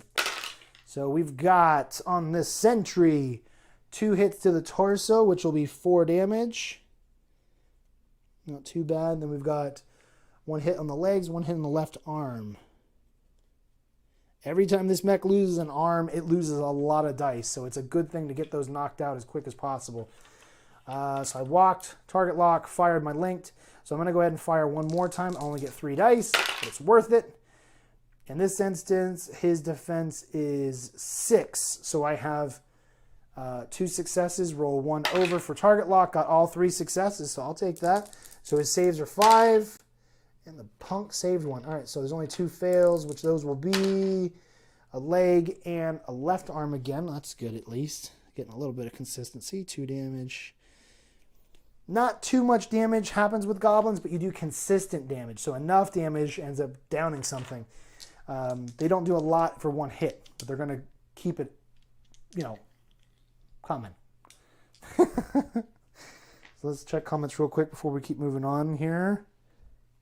I hope that this isn't come across as boring, because the downside is, in this scenario, we're doing the automated system, which I think it's flowing great.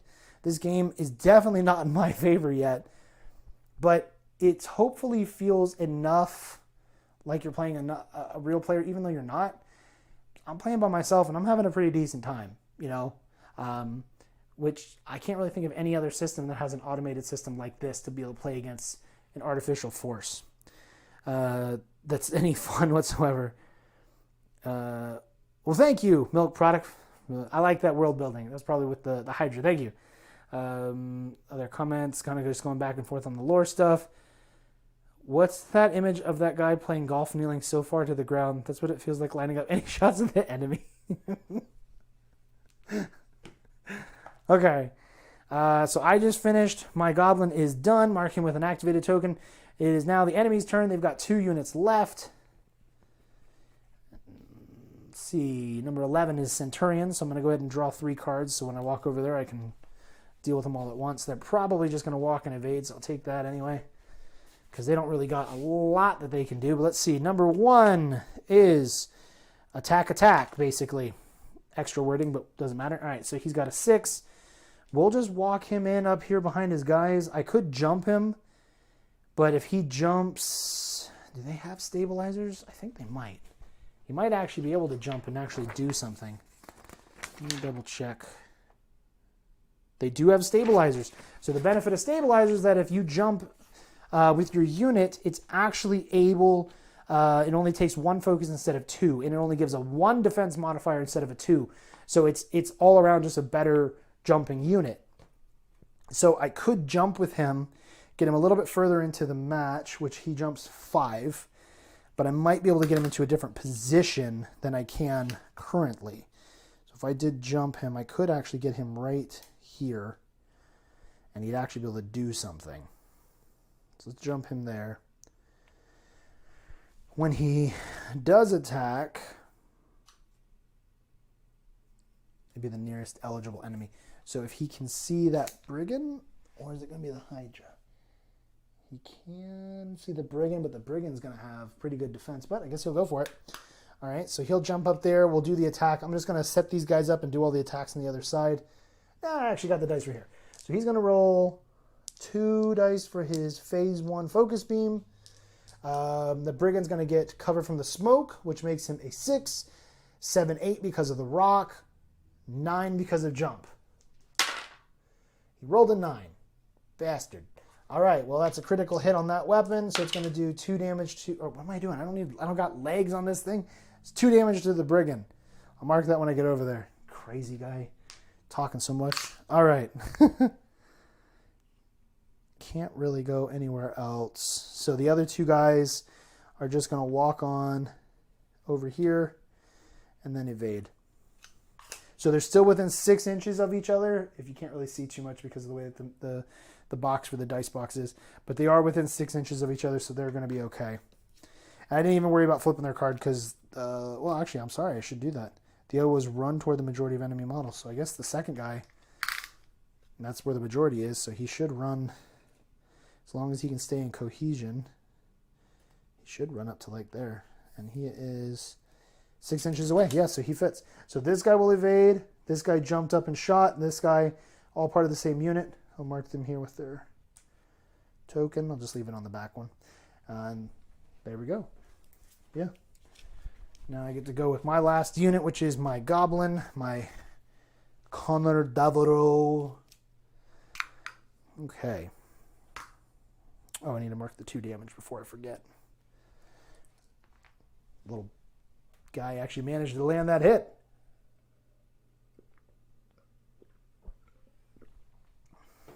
All right. Captain Connor Davros entering the battlefield. Goblins also do have stabilizers, so I am able to jump in here. And if I jump, I'm going to move 10. Is there anywhere that I can jump? Can't jump there, that's not good enough. I can jump up here. If I'm there, I can see over. to shoot at that spade. It's probably not the best idea. So what I'm actually going to do is I'm going to jump over my friendly unit here. And I'm going to fire at that sentry. So Davaro is a veteran. He also has the keyword as a pilot ability. He has override. This model may use the linked keyword twice per round instead of once. Even though my friendly goblin probably does not have line of sight now to the enemy, because target lock does not require line of sight, it's still fine. So there we go. That way it's probably the best angle. So I'm going to be shooting at the sentry up over there. So I jump, that's one focus because of stabilizers. I'm going to throw my 6 dice at him with my linked plasma slingers. So let's see, he was already a 6, so 7 because I jumped. Right, no, 8. He's going to be an 8 because he's 5, 6, 7 for linked, 8 for jumping. Yep, 8. I got 1 hit and it's a crit. I'll just do 1 reroll. Garbage. Garbage, Davaro. What have you done? Absolute trash. So I hit the right arm. Oh, good. And I hit something I haven't shot yet on the thing. So way to go, dude. Way to go. Like, no damage, too. Thought you were a captain. Thought you were a hero. I used my hero model for you. All right. And because I can do linked twice, because of his keyword override, I'm going to go ahead and do it again. 1 critical hit. 1 reroll. It's a 1. Thanks. Oh my gosh. All right. Well, 2 more damage to the legs. Gosh, that was pretty pathetic. My last guy is garbage. All right. Their last unit is the Mars. Go ahead and set that here. Mars is going to have to drive on. And he's going to attack as the second option. His second action, his second focus. So roll. He's going to be coming in the middle. On the left end. Over there. It's getting kind of clustered over here. So if I move on this side, I can't see anything. If I move on the other side, I might be able to shoot at the Hydra, but the smoke may end up impacting me. So I'm just going to move him on this side. He's going to have cover. And he'll evade, but it won't matter because it's the end of the round. So we'll go ahead. Now we are finally in the end of the round. And as you can see, I am losing.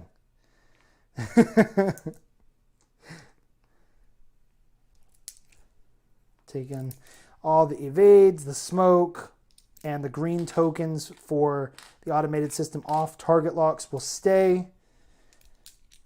In the standard game, you would leave the evades until order cards have been resolved, but because in this game mode there are no order cards, I don't really need to worry about that. So I'll go ahead and just take everything else. Oops. Mark this Mars. We're just in the cleanup spot real quick. So while we're doing that, just to discuss, so like right now, I've lost 2.5 units. My brigand's slightly damaged. Everything else I can kind of shrug off. I've done some damage to them, but it's not really a lot, as you've noticed.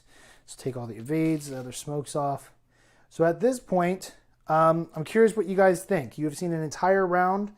I'm going to keep going, at least for 1 more round. When I'm doing anything that's like teaching, it takes a while. So I know we've been kind of doing this for a long time at this point.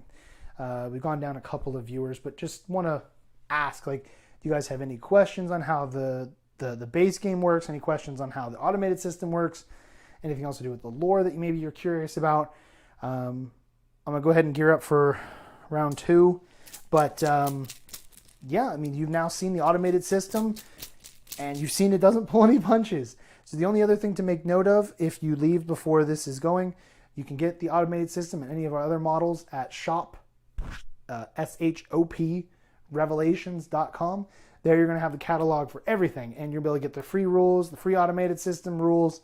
We have a short story on there for free that actually is about the Union of Stars. It's one of the playable characters, Joa Tyanek. He's an awesome character. I can't wait to write a whole novel about him. And there's other novels. There's some other supplement PDFs on there for sale, and the models. And soon we're going to have all of the STLs available, so you'll be able to, some of our Kickstarter backers are watching this, so you guys will be able to print all the models you want. You'll be able to play the game. It's going to be fun. Yeah. I'll just wait and see if we have any questions really quick, and then I'll just kind of keep going. It's looking like right now the enemy's going to take it, but in Revelation Skirmish, you lose 2 units. It's not even close to the end of the game. I have plenty of time to be able to make a comeback here, so I'm not super worried yet. I've only lost brigands and a rifleman. When I lose like Davaro, another goblin, and my Hydra, I'll be in bad shape. So this round will kind of start to show what's really going to happen, and I'm hoping if I can take down that spade and maybe 2 of the Mars, maybe a variety of Centurions, I might be able to swing this pretty good through round 2. Let's see. Does take a bit to absorb everything, but it's certainly interesting, and def seems fun to play with friends and solo. We'll def check the shop out. Thank you, Milk Product. So it's pretty simple, but the whole game was designed to be simple enough so that it didn't feel like you needed to have codexes and rule books and all these extra things that I've experienced with so many other games. But it's able to be fast-paced enough. It's reactive because, I go with a unit, you go with a unit, we go back and forth till they're all done, start a new round. And then also, all the stuff, the rules and the stats are available for free. So there's nothing hiding behind a paywall. You're able to know, you could take a goblin and proxy it and say, okay, this goblin's going to be whatever mech you want. I'm going to proxy that mech, see if I like it. I like it. I want to buy 2 of them, and you don't have to feel like you have to buy the unit first, then assemble it, then paint it, then put it on the table just to find out you don't enjoy that play style. It's very different, from a lot of other games out there. And I wanted that on purpose because as a gamer, that's the stuff I want. When I look at these games now, it's going to be really hard for me to play. I already play a couple of other games, but like any new thing that I want to get into, it's going to be a lot harder because I'll be like, yeah, but you could do it like the way I'm doing it. And then that way the players are able to kind of experience your game and really get in because they love it, not because they've been kind of, well, I've already bought it, so I got to kind of play it. I don't like that mentality. That's never good for everybody. All right, enough babbling. Let's get on to round 2. So round 2, initiative, here with the initiative token. Can't probably really see it. We'll be going to the enemy side. Just set it over there, just for the sake, because if I was playing against a human player, I'd want to switch it so that I remember who's going to be going first in the next round. So we're going to shake the bag up, put all the green tokens in, so now they're all randomized. Number 3, it's the spade. The big jerk that I've been trying to kill. All right, so now this round, everybody's on the map to start with. So there's not going to be any scenario where they're not going to be able to shoot because they have to walk and get in the line of sight. There's going to be a couple of infantry that have to find some new positioning, some of the Mars, but overall, it's going to be a lot more active of a match because we're kind of already in the shooty round. So, drawing the War Mech card here, perform a ranged attack against the most damaged eligible enemy vehicle or War Mech model with an appropriate weapon, meaning you're not going to fire your minigun that can only damage infantry even if my brigand is the most damaged unit. Why? The minigun can't hurt vehicles, so why would I shoot that? It's not an appropriate weapon. Instead, I'll fire the scatter gun or the micro missiles or the Kraken launcher, something else that's going to smoke it rather than something that won't, just as a hypothetical. Now, the most damaged unit that it can see is this brigand, and I don't know if anything else... Oh, no, that goblin, I think, might actually be the most damaged. The goblin is. This goblin right here is the most damaged unit, and it can see it. So he's going to be shooting over here at me, and the next couple of actions are shoot, and then it's going to walk. But it has some different words, and I'll get over that. I'll go through that in a second. So he's going to be firing the weapon that he can. The best weapon in this scenario that he's going to fire from up over in that corner, shooting over here, is going to be a scatter gun. He hasn't moved, but that doesn't really matter. My defense is normally a 5. It's 6-7 because of the rock. So he needs a 7 with 1 dice. He got a 2, so he missed. So the next action, use an appropriate weapon against the same target. and then it has other text in case that enemy was destroyed in the last attack, but it wasn't. So it's going to go ahead and fire the scattergun again. He missed. He's going to fire the scattergun one more time because that's the third action. He missed all three. I can't believe I survived it. Then the last thing is to walk toward the left of the map, but try to be obstructed by cover. So I'm going to go over there and move him to the left, and his movement speed, double checking, is 8. So he's going to be repositioning away from this area. So we're going to try to see if we can get him like up over here to this rock. So he tried to return fire to that goblin, but that goblin is just breakdancing over there or something. He's just really difficult to hit. Yeah, so he's going to be able to come right, almost up right to the rock. Get him right there. So he's repositioned himself, but he's moving towards cover. Okay, he is marked. He is done. It is now my turn. I want to try, because I know that the spade is now done. So this is where you step into like the big brain time. The spade's already activated. I can shoot at the spade all I want, but if I kill that spade, I haven't actually stopped any activations from the enemy. What makes more sense is either I switch to one of these Mars and try to kill one really quick. It's not likely that that's going to be successful, so what I should do instead, take Connor here, Captain Davaro, and start lighting up that sentry that's up over there on the right side. If I can do enough damage, maybe I can take out one of his arms, which will help me immensely if I'm able to pull that off. All right. So, Captain Davaro is going to be firing. He has not jumped this time, and that punk over there does not have evade, so he's only going to get the +1 to his defense from the linked, which makes him 6s. Now I just need 6s. I rolled like trash. I got 2 critical hits, which is nice, but I really wanted more hits, so re-roll 1 because of target lock. 4, but it's a 5 because of my veteran, which is not enough, so it's just the 2 criticals. We roll the 2 d6s for the location. Center torso and right arm, not nearly good enough. Center torso, it's a little bit more. Right arm, it's not really that helpful. I'm going to fire again using linked because I can, because I have override. I needed 6s, so I actually have 3 successes with a crit because of my veteran. I can also re-roll. So I've got 4 successes. There we go. That's a little better with 1 crit. 4 with a crit. That's not so bad. Rolling for the save. He got 1 save, which will become a fail. So that's 4 fails. Now we're talking. Now we might be able to see some stuff and do some stuff. We got 2 on the legs. That's not that helpful. I was really hoping it would all be in like one of the arms. Then we've got left arm and torso. All right. He's got a lot of health left. If I fire my missiles, even with his AMS, I get 5 missile dice. So I'd get 4. But I get to re-roll 2 of them. So that's actually better still than rolling just my regular plasma slinger. So I'm going to go ahead and do that. So the AI will automatically use its anti-missile system. Typically what you would do is right now I'm going to be firing missiles over here at the sentry. If that was a human player, they would be able to decide, am I going to use my AMS? It kind of depends, you know, and they may choose to save it. The automated system, it's an automatic thing. If missiles are fired within its 12-inch range of interception, it's just going to do it. There's not going to be anything to really think about there. So that way, it makes it easy so the players don't have to try to decide, would it use it, would it not use it? If you want to get into the weeds and say, well, it probably wouldn't do it yet because the other things got bigger missiles, whatever. That's up to you.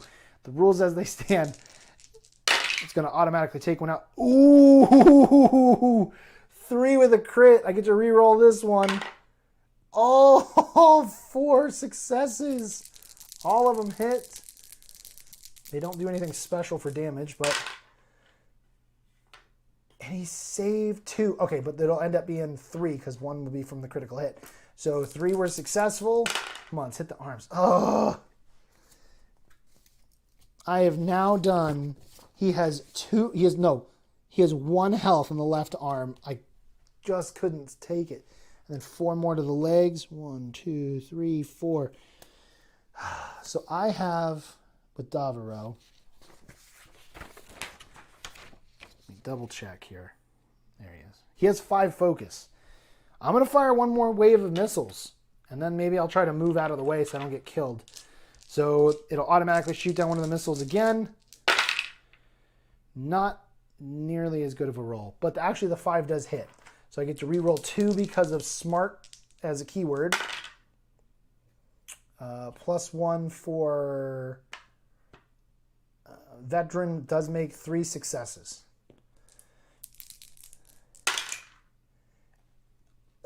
And he saved every single one of them. Disgusting. Absolutely disgusting. So that was just a waste of ammo. I've used both of my missiles, and I did nothing on that. The only upside is that I made him spend 2 of his 3 anti-missiles. So I could either choose to now throw 3 plasma slinger dice, hoping that I'm able to do some damage, or get out of the way so I don't get damaged. That's not a fun predicament. I'm going to choose to move. So I got 9 inches. So I'm going to move up over here. Gives me quite a bit of cover from everything else. I just don't really want to lose my captain. I'm going to rotate him. I don't really want to lose my captain. That just sets me up to hurt town later. All right. Now for the enemy. Draw a random for them. Hopefully that sentry doesn't go because he may kill something. 11. The Centurions. The Centurions that all like split up. So we're going to go ahead and draw 3 cards for them. And there's not really any particular order that you need to go in as far as which infantry you want to resolve first. You know, as the player, as the game master for your side, you walk up and you're like, okay, there's got 3 models, of Centurions. I can decide whichever ones to resolve first. So because this guy was first, I want him to go first. There's no other reason besides that.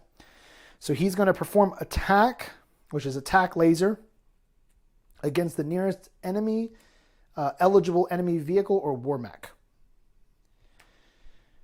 So at this instance, he cannot see the brigand because the spade got in his way. He cannot see the hydra because he got in the way, but he can see the goblin.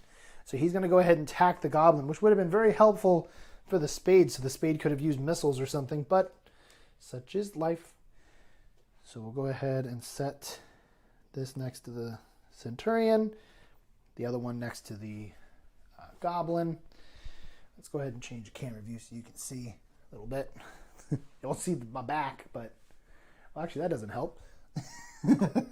I did that one. Okay.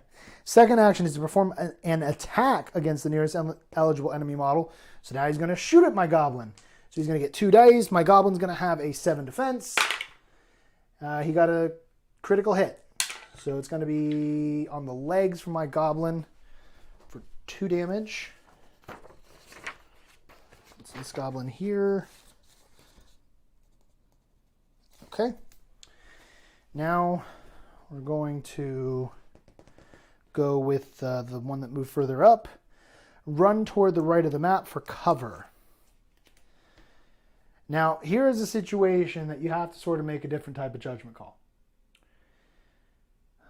This Centurion that's right here, behind the rock, from what you can see, needs to run to the right of the map looking for cover.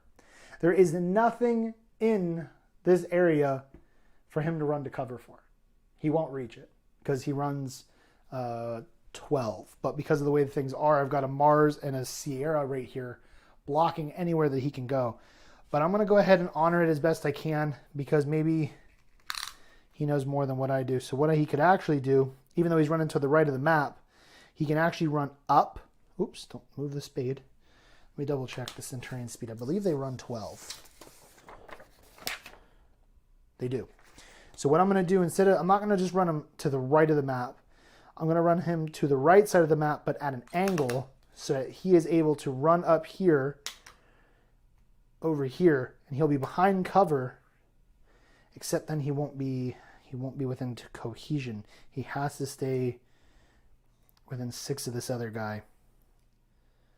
So we'll move him right here. This is as far up as he can go. He'll still get mostly cover. And then that was just a walk, I believe, just for him. Yeah. so he'll evade.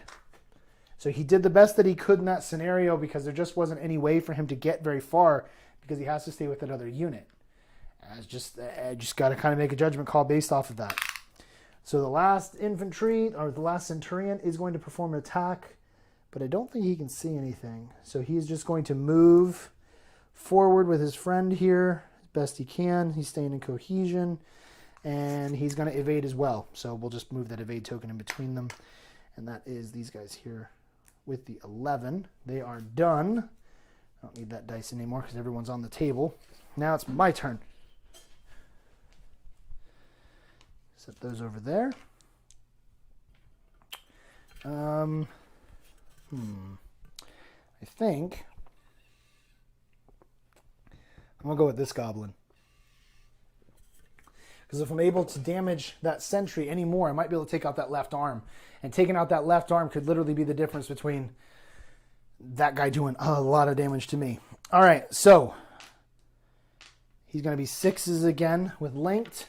And I don't have, or I do have veteran. So I'm going to go ahead. Shooting. I got 4 hits. I can reroll 1 because of target lock. That becomes a 6 with veteran. So that is 5 hits. Okay, that's pretty good. It's pretty good. We'll see if I can get any through this thing's armor. He managed 2 saves still. Gosh, that sentry is tough. All right, so 3 fails, though. Come on, left arm. Let's take that thing out. Got it. All right, so the left arm is going to take 2 damage. It had 1 damage left, but plasma weapons do not transfer. So if a plasma weapon takes out the leg or either one of the arms, the extra damage just disappears. It doesn't actually move to the torso. Things like ballistic, melee, missiles, if those destroy a limb and there's any damage left over, they're going to go to the center torso. So in this situation, that extra damage is gone, whatever. And then I'm going to do 4 more damage to the legs. Oh my gosh, I took out his legs. All right, he's falling. So I'm going to go ahead and mark him with a fallen token. He is going to fall. He's going to make an immediate pilot skill check. He needs a 6 or greater or he's going to take damage.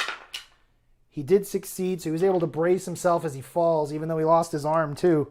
And he saved himself from getting even further smashed. But he is down on the ground, which gives me a minus, or gives him a -2 for his total defense modifier. So now his natural defense, as long as he stays on the ground, is a 3. So that makes it a little bit easier for me to start just picking him off. And any other time I now hit either the legs or the left arm, it's going to be immediate center torso damage. So now I've got 1, 2, 3, and 5, 6. So 5 of the 6 potential things I can roll on the D6 for location dice are center torso. So I'm going to go ahead and just fire my smart missiles. He'll use the last of his AMS to stay alive. So I get 4 dice. Those are all successes. So his when you are fallen as a mech, you do not lose any of your save value because the armor is still the armor thickness. That's just how it is. But he is down, so it makes it easier to hit him. So now he's got to roll 4 saves. He failed all 4. Look at that. He might be dead right here, boys. Oh, roll that one because it fell out. Lucky punk. We got 2 damage to the right arm, but we've got 6 damage. 1, 2, 3, 4, 5, 6. He has 2 health in his center torso left, and he's out of missiles, or AMS, but I am also only got 1 missile left. So I can either go ahead and throw the 5 dice and hopefully kill him, or I throw 3. I'm going to throw the 3. I'm going to go for the...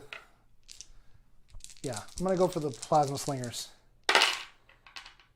All 3 were successful, but I didn't get a crit, so he might be able to save it. He did save 1, so he's got 2 fails. If any of these hit center torso, he's dead. We got a 3. That was his left arm, which is already a vacancy, so he is destroyed. Sentry is out of the game. He took a ton of damage right there. Sentry is finally dead. I get all this back. My target lock is gone because he's destroyed. But that worked out for me. The sentry's gone. Now that was one of the biggest threats they had on their side. So being able to destroy that at this point He's a big deal. Big deal for the Union. Okay. So that's destroyed. I fired 3 attacks, so I've got 1 focused left. I'm actually going to go ahead and move up. I don't really want to waste time shooting at anything else at the moment. I'm going to go ahead and move up for a repositioning for future things that I want to do. So I'm going to move here. And I'm done. So he is marked. Enemy forces. Number 9. Number 9 is Centurions. That group over there. Go ahead and draw 3 cards. And, you know, it probably should go without saying, if you do happen to run out of cards in one of your decks, all you do is take all the cards, reshuffle them, boom, you got yourself a refresh deck. All right, so the first guy, which we'll just say from right to left, the first one is going to walk toward the majority of enemy models, then attack the nearest thing. So he's going to walk 5. I believe the nearest thing for him, that's either the Brigand or the Goblin. Well, we can measure and we can see. So the Goblin is about 17 inches, while the Brigand is like 20. So the closest thing is the Goblin. So he's going to shoot at the Goblin. So he gets 2 dice to shoot. Woo. Oh, let's get these out of here. He's got 2 here to go ahead and shoot. He has 1 crit. The 5 is a fail. Even though I do have the tack laser from that other Centurion, it does not allow for rerolls. Tack is only so that missiles can be fired. So I got 1 crit. Crit on the Goblin goes to the torso. Well, you're going to hit. So now this poor Goblin is down to 5 health in his torso, even though both of his arms have barely any damage to his legs. His arms haven't even been shot yet. He might end up dying just because, you know, he's wrong place, wrong time kind of deal. So we'll put the infantry card over here. Next one's going to be run to engage nearest enemy model. So the nearest we've already established is the Goblin. So the second guy is going to run 12. But we're going to make sure he stays in cohesion. So if he runs 12, he'll run here. It'll be too far. So we'll just move as far up as we can, making sure that we're 6 inches from the last guy. So he's just going to run right to that spot there. He is done. Now the last infantry model, walk toward the majority of enemy models and perform an attack against the most damage or nearest enemy, which is going to be the Goblin for both. So go ahead and move him up 5. He's going to move like right here. He sees the Goblin. He's going to go ahead and make an attack against the Goblin. Whoop. Okay. Both fail. All right, well, they're done. They were the 9. And they're done. My turn. I've already gone. Oh, I need to mark this other Goblin here. He's already done. I'm going to go with that Brigand, because if they kill the Brigand, I'm going to be in bad shape. So I'm going to use the Brigand, use the minigun on the red Centurion back there, the one that I can see clearly.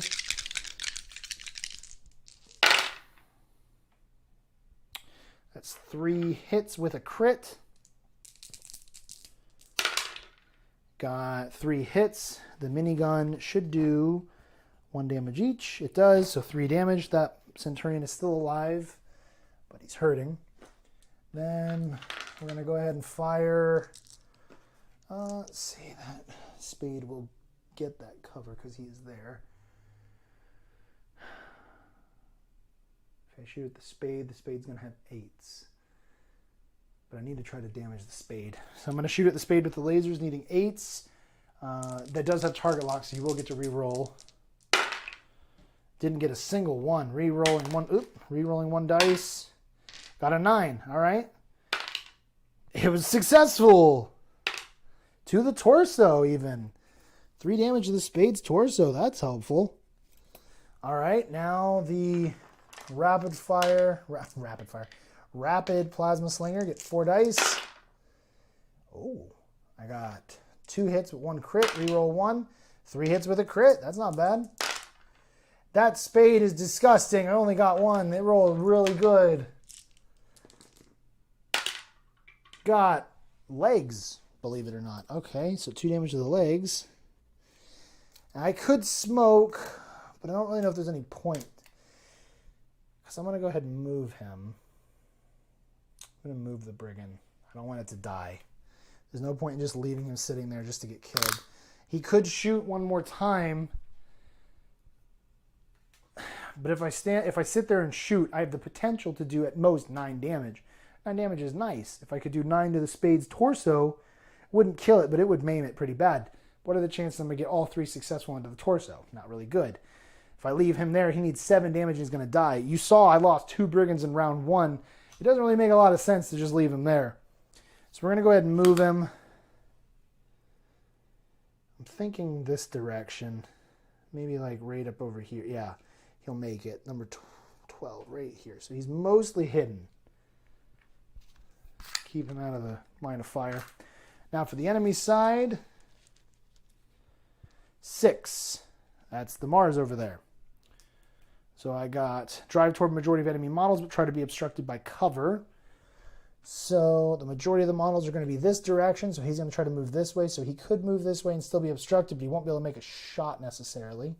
So he might move here. Can't see anything there, so he may just have to just move. Unless he can snake his way this way, he might be able to see the Hydra. So let's see what he can see. He can move 9. So I've set this down right there. He can move right here. He might be able to see the Hydra. Set him right there.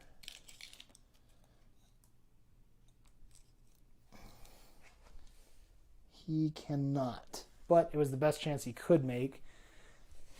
He cannot see the brigand. He could probably technically see part of the brigand, but the way that we treat it is that if you've got 1-inch terrain, we just consider it to completely conceal all vehicles. It makes it a lot easier when moving forward, so you don't get confused by, can I see a little bit of the turret? Can I see a little bit of the model? It's just 1 inch covers them. It's just easier that way. Because these models are also representations. That brigand's not going to be hovering where you can probably see it. It's probably going to purposefully lower itself behind that rock because it doesn't want to get blasted, right? So it moved up there. It can't see anything else. Its next thing would be to perform an attack, but it can't see anybody because this goblin is probably, yeah, from there it's very well hidden. So it's going to go ahead and smoke on itself. I can't remember if it smoked last time. I forgot to mark it. Well, we won't worry about it. This is just a demo game. Okay. Now my turn. Hydra. I really want to be able to take that spade down.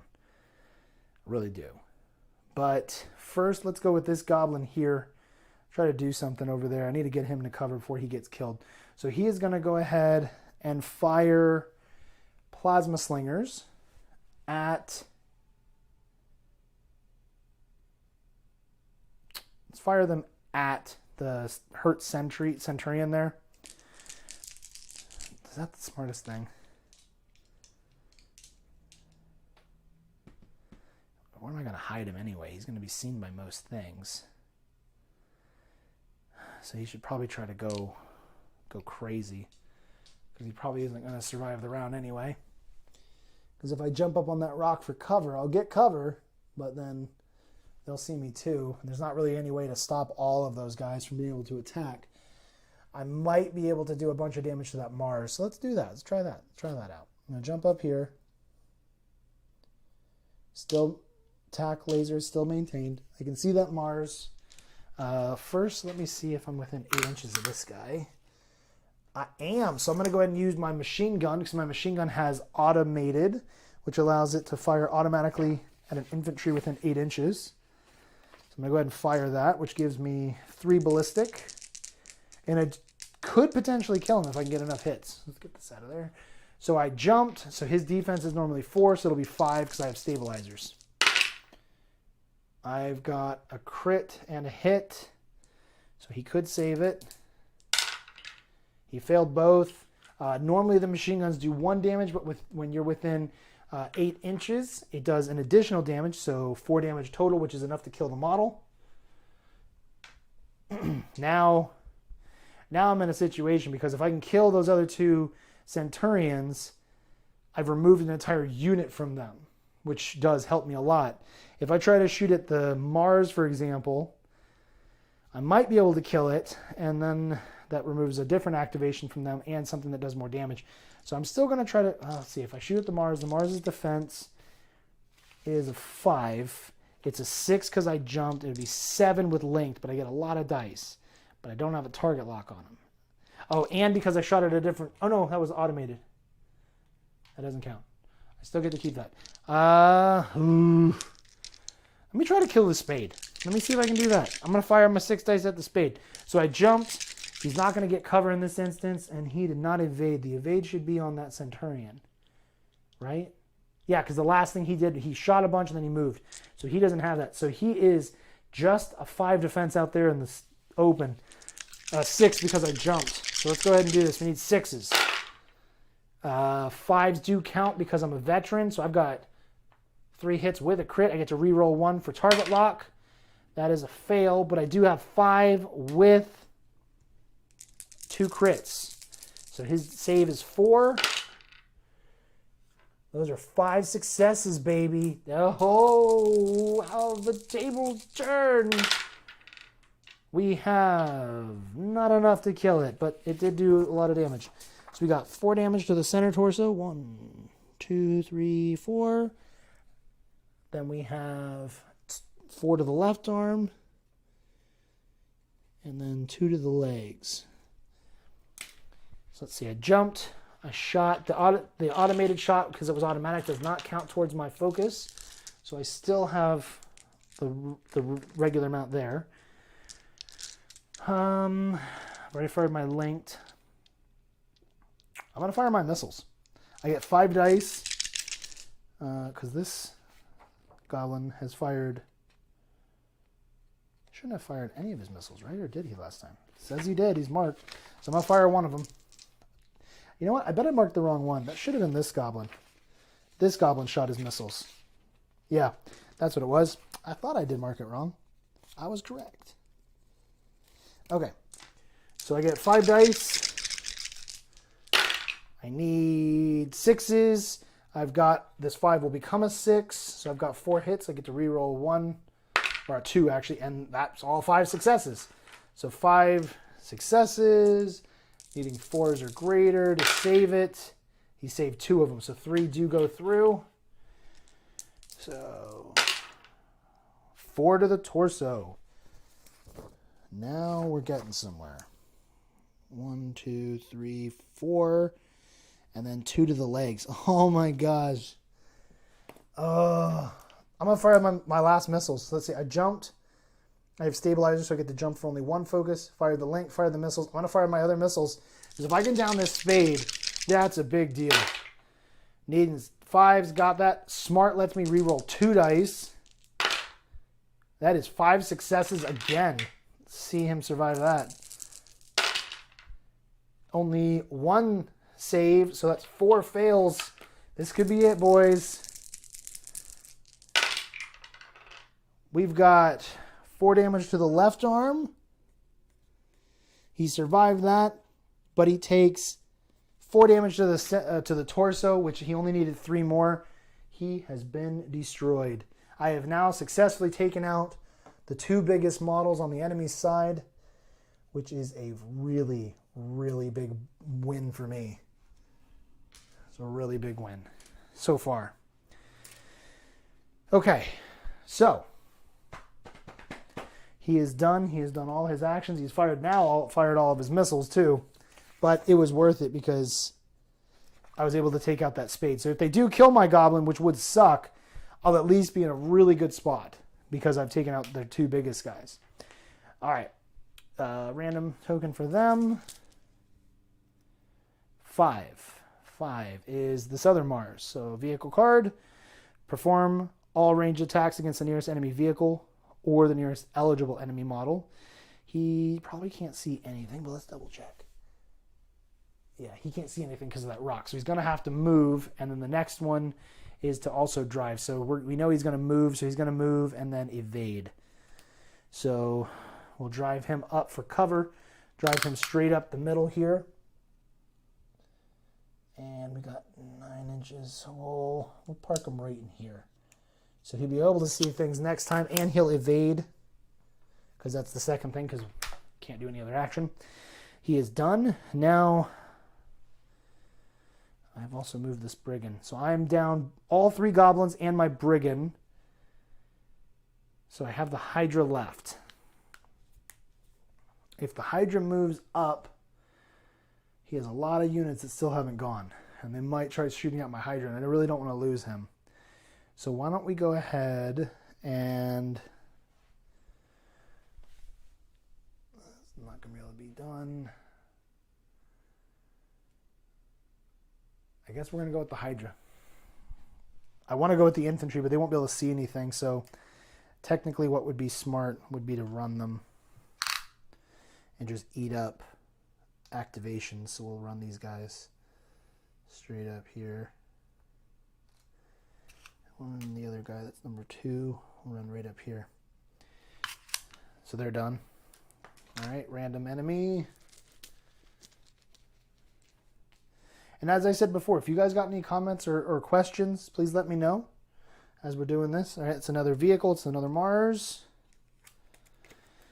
Perform all range attacks against the nearest enemy war mech, which he would be able to see this goblin, so we'll be able to do that. So the goblin will get cover. So that gives the goblin a 7 defense, and he'll be able to fire the cannon. So he needs a 7. Take all these out. He does hit. Goblin saves. Ooh, that was close. All right, so machine guns, because he's going to fire all the weapons he can at the mech. Machine guns, he got 2 hits. Saved 1, failed 1, so the fail will go to my torso. That's not helpful. 1 more damage to my goblin's torso. He is down to 4 damage left. That's not so great. Second machine gun. 1 success. 1 success for real. 1 torso. Oh my gosh. Stop it, you're killing him. He's also got smoke, but then he also has missiles. Because I was tack lasered by that little Centurion, it's actually able now to fire its missiles, which its missiles are, I believe, 2 dice. Yep, 2 missiles. 2 dice. Here we go. Needs 7s. Failed. All right, well, mark his ammo. He could smoke, but if he smokes, he'll give me a better defense, so he'll choose not to. And you'll go ahead. The second action on the card is use the highest damage weapon against the same target. So he's going to fire his cannon again at me, hoping to be able to take me out. He misses. Ooh. Now, this is going to sound really silly, but it seems whenever I play with Mars, the cannon hits maybe 40% of the time. I don't know why, because other things that have a 1 dice thing do really well. Mars just seem to be weird. The machine guns, though, tend to be really nasty. And you'll notice the machine gun hit 2 times in this torso of my goblin. It could hit anywhere else, 2 times in the torso. They're gross. So that one is done. He's already marked. So we'll go ahead and go... Oh, I forgot. This Mars was the 5. So now I get to go with something. I'm going to go with these other riflemen. Run them up over here. Yeah, it's in the open, but it's not likely that they're going to get shot at, so I'm going to get them in position. So they're done. Random enemy. And you'll notice the game's starting to get a little bit better of a flow. Yeah, I don't have to talk as much about teaching. If I was just playing by myself, I'd be able to move a lot faster. Number 2. Well, that's the sentry. He never got to go. So we'll draw a second one. 4. 4 is the E2S in the back corner. So it's going to target lock the most expensive eligible enemy mech or war mech model. So can they see? Oh, he can see him. All right, it's going to be, they're going to target lock over here to my Hydra. He can see it. All right, so it's going to target lock the most expensive eligible enemy vehicle or war mech. So we got the Hydra. Then it is going to perform a range attack against the target locked model with an appropriate weapon. So it's going to fire its Starbeam cannon. So Right now, I do get cover. There's no way he's going to see all of me, so I'm going to get a... what's my defense? Defense for the Hydra is a 5, so that makes him a 7 because of cover, and he'll be able to reroll. He's also a veteran. Well, he gets to reroll. That was a 1. It's pretty trash. 3, not enough, so he misses. The third action that this unit gets to take is to use the inappropriate weapon against the same target. So it's going to fire again. Starbeam cannon. 5 becomes a 6, but I'm a 7, so he'll have to reroll. Fail. Well, that helps me a lot. The last action is repeat the last action. So he's going to shoot again, but this time the Starbeam cannon can only be fired twice per round. So he can't do that anymore, so he's going to fire his medium repeaters at me, which is 5 dice, needing 7s. He got 2, and he gets to reroll 1, 3. Ugh. Would have been a lot better for him the other way. I failed them all. For a second, I thought those were all torso hits, and I was going to be a little salty, but they're not yet. They're all over the place. All right, so for the Hydra, we got 2 damage to the torso. And we've got 2 to the right arm and 2 to the legs. Okay. So that Sierra is done.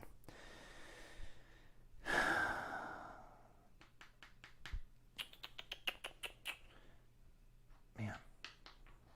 I'm not close enough to do anything yet. It's going to be a little risky. I'm going to jump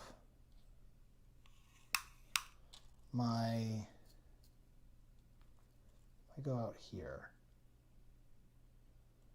How many inches away is this Sierra here to me? Ooh, I could do something mean. Where's the Bruticus? On the last page. Bruticus can jump 6. They can run 12. Dang it. Oh, that means I cheated on that side. Ow. Never mind. So I can jump 6. So let's jump right here. Jump him up there, or out there. Then just to make this go faster for shooting, I jump the other 2 right up here. All right, so they're going to start shooting at the Centurions. So this guy's going to shoot. No, let's go with him first. He's going to shoot that Centurion. So their rifles have 3 dice. I crit on 9s against infantry, so that'll be helpful. I only have to do 1 more damage and I can kill that Centurion. Maybe they'll be able to mop up the rest of them. I did get a 9, which is a crit, so he's dead. Okay, perfect. Now I might be able to finish him off. So the second Bruticus is going to fire. You just need 4s to hit. He got 3 with a crit, thankfully. He did save 2, which becomes only 1, so it takes 2 damage. 1, 2. Second Brute is going to shoot at him. He got 2 successes. So roll for the save. He failed them both, so I do 2 more damage. I did it! There goes 1 more unit of guys. So the enemy force is down to 5 more kills, and I will have won the game. But they need 6 more kills to beat me. The unit is finished. Their side. Random. 10. 10 is those Centurions back there. Probably not really going to be able to see much this round. Perform a ranged attack. I don't think he can see anything. Nope. So he's going to have to walk, and then he's supposed to attack. So if I walk 5, trying to keep him sort of in cover, he'll come right up to this rock right here. Let's see if he has line of sight to anything from... Oh, he won't because of the tank. Yeah, so he can't shoot unless he can see the goblin. No, he can't really see the goblin either. All right. So he's done. The next one is attack and then perform attack. Basically, we already know that the others are not going to make it. Oh, yeah, I needed 3 cards. None of them are run. They're all just going to be walking evade. So we'll just walk them up right here behind the big boss in front, and they'll evade as a unit. Individually, but you know what I mean. Okay, so I've gone... Let's go with these brutes here. They're going to jump up, and from here I can see it clear. Can they all make it? Yes. This one's going to jump to this edge. The other two are going to jump right here. All right. This first guy is going to EMP the tank. I only get 3 EMP grenades, but it would be worth it if I can shut down that tank. It'll make it a lot easier to kill it and prevent it from being useful next time. So with the X EMP grenades, it's 1 focus to throw them, which is fine because I've jumped, but I have stabilizer, so it's only 1 focus. If all 3 dice, because I roll 3, if all 3 are successful, the enemy model is shut down with EMP. So I need, let's see, so his defense is 5, 6 because of smoke, 7 because I jumped. So if I can roll 3 7s or greater in 1 roll, he's automatically shut down. Oh, that's not helpful. So I would mark him with 1 EMP. Second guy is going to try the same thing. Needs 7s. Dang it. I can only mark it for... I don't end up shutting it down. Last guy. Do I want to throw the last grenade? Yeah, I'm just going to go ahead and throw the last grenade because it's already there. Let's just do it. Black. All right, well, I threw 3 EMP. I've marked it with EMP, but really it's going to go away at the end of the round because I didn't throw and hit with 3 in 1 roll. Oh, well. It wasn't really going to do a lot of damage potentially. At most, it would do 9 between all 3 of them together, so it wasn't going to kill anything. I was kind of hoping I could shut down that other tank and that would mess them up. But I didn't. 1. 1 is the Sierra. So what is the Sierra going to do? Perform a ranged attack against the most expensive eligible enemy vehicle mech or war mech, which will be the Hydra. He can definitely see me straight there. So he's going to go ahead and fire at my Hydra using the appropriate weapon, which in this scenario would probably be the missiles, because I'm target locked because of the E2S over there to here. So now that Sierra up on the rock, you can see him in the back there. Woo, there, back there. He is going to be firing his missiles down here at the Hydra. So he can see me clear, so he needs 5s. He got 1 hit with a fail, but he can reroll 1 because of target lock. Still a miss, so he has 1 hit. I did save it. Woo! That was a little closer than I wanted. Sierra's missile has been used. And now, second action on this card is use an appropriate weapon against the same target. Let's shoot the missiles again. Got 1 hit, 1 fail, can re-roll 1. He got 2 successes this time. One success. So he'll roll 1 for location. This is 6 damage to my Hydra's right arm, which is not helpful for me. Oh no! 1, 2, 3, 4, 5. He blew up the right arm. That sucks. That's not good.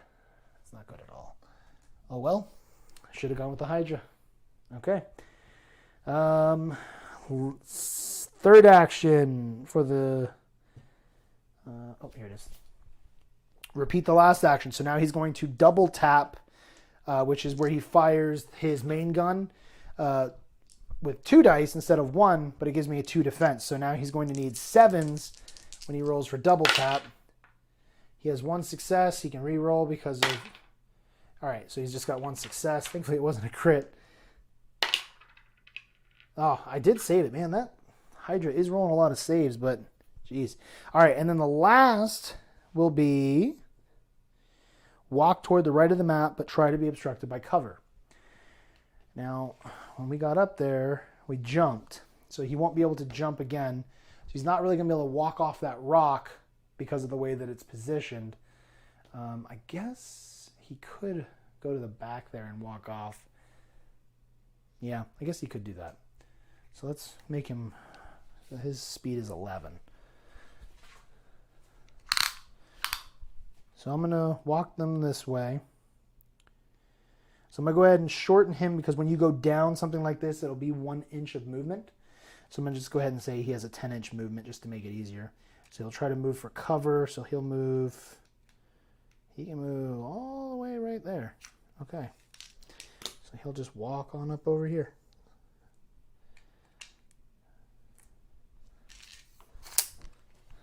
Okay. He is done.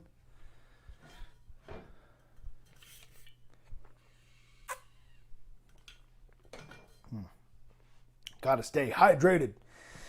So at this point, I'm down to just my rifleman and my Hydra. I don't want to take a chance on his Mars doing something else to my Hydra, so I might as well move it up. I lost one of my lasers, so it kind of takes out my long-range stuff. So what I've got to choose to do instead, because we don't have any target locks on anything else over there. The target lock was on the Spade, but he's dead. So I've got to move up. So if I walk up 7, I might be able to be within 16-inch range to start using my plasma belchers, and those do some damage. So let's see. If I move up here, I might be in range. So let's do it. All right. Measuring for 16 inches, and we start firing those plasma belchers. You're going to start seeing stuff disappear. Oh, he is just out, but he's not. All right, let's light him up. Shooting at that Mars first. The Mars. No, I can see over 50% of it, so he will not get cover. That's helpful for me. So we're going to fire linked plasma belchers and basically go ahead and say goodbye to that tank. I get 8 dice, so I got 5, 6, 7, 8.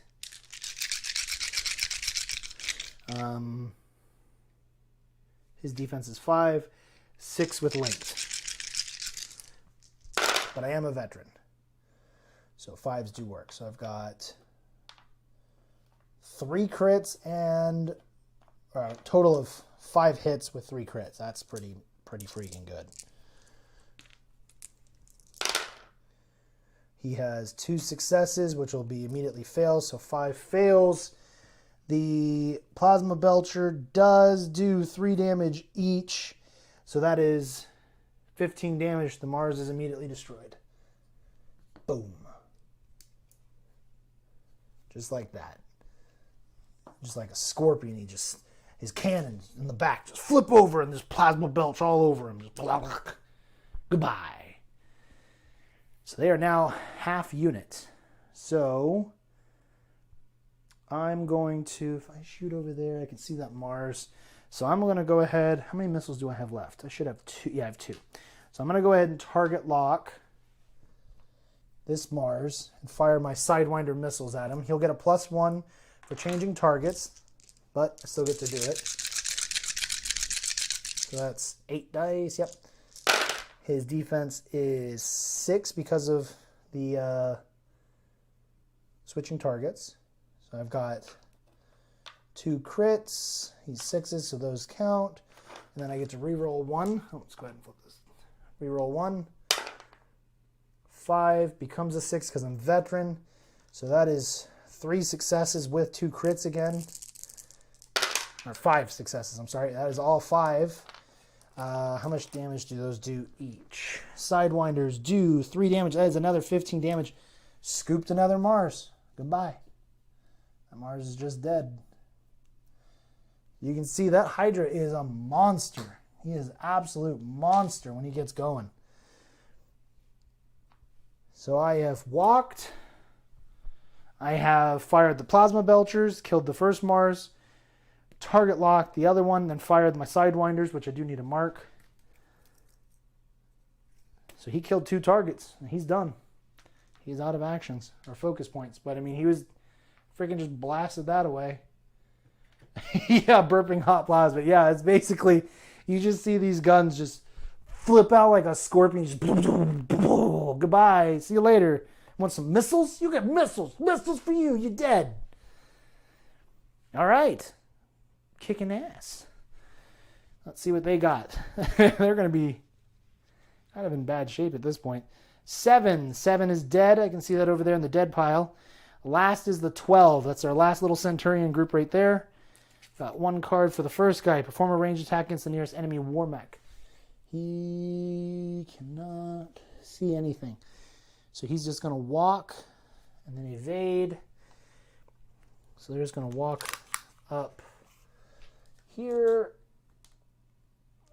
Yep, he's going to make it right there. So they're all just going to walk right up. And that way I'll just go ahead and shuffle the deck afterward. So they are done. Attack is maintained, so that's still there. Target lock on the 2. Oh, the 2 was on me. That's right.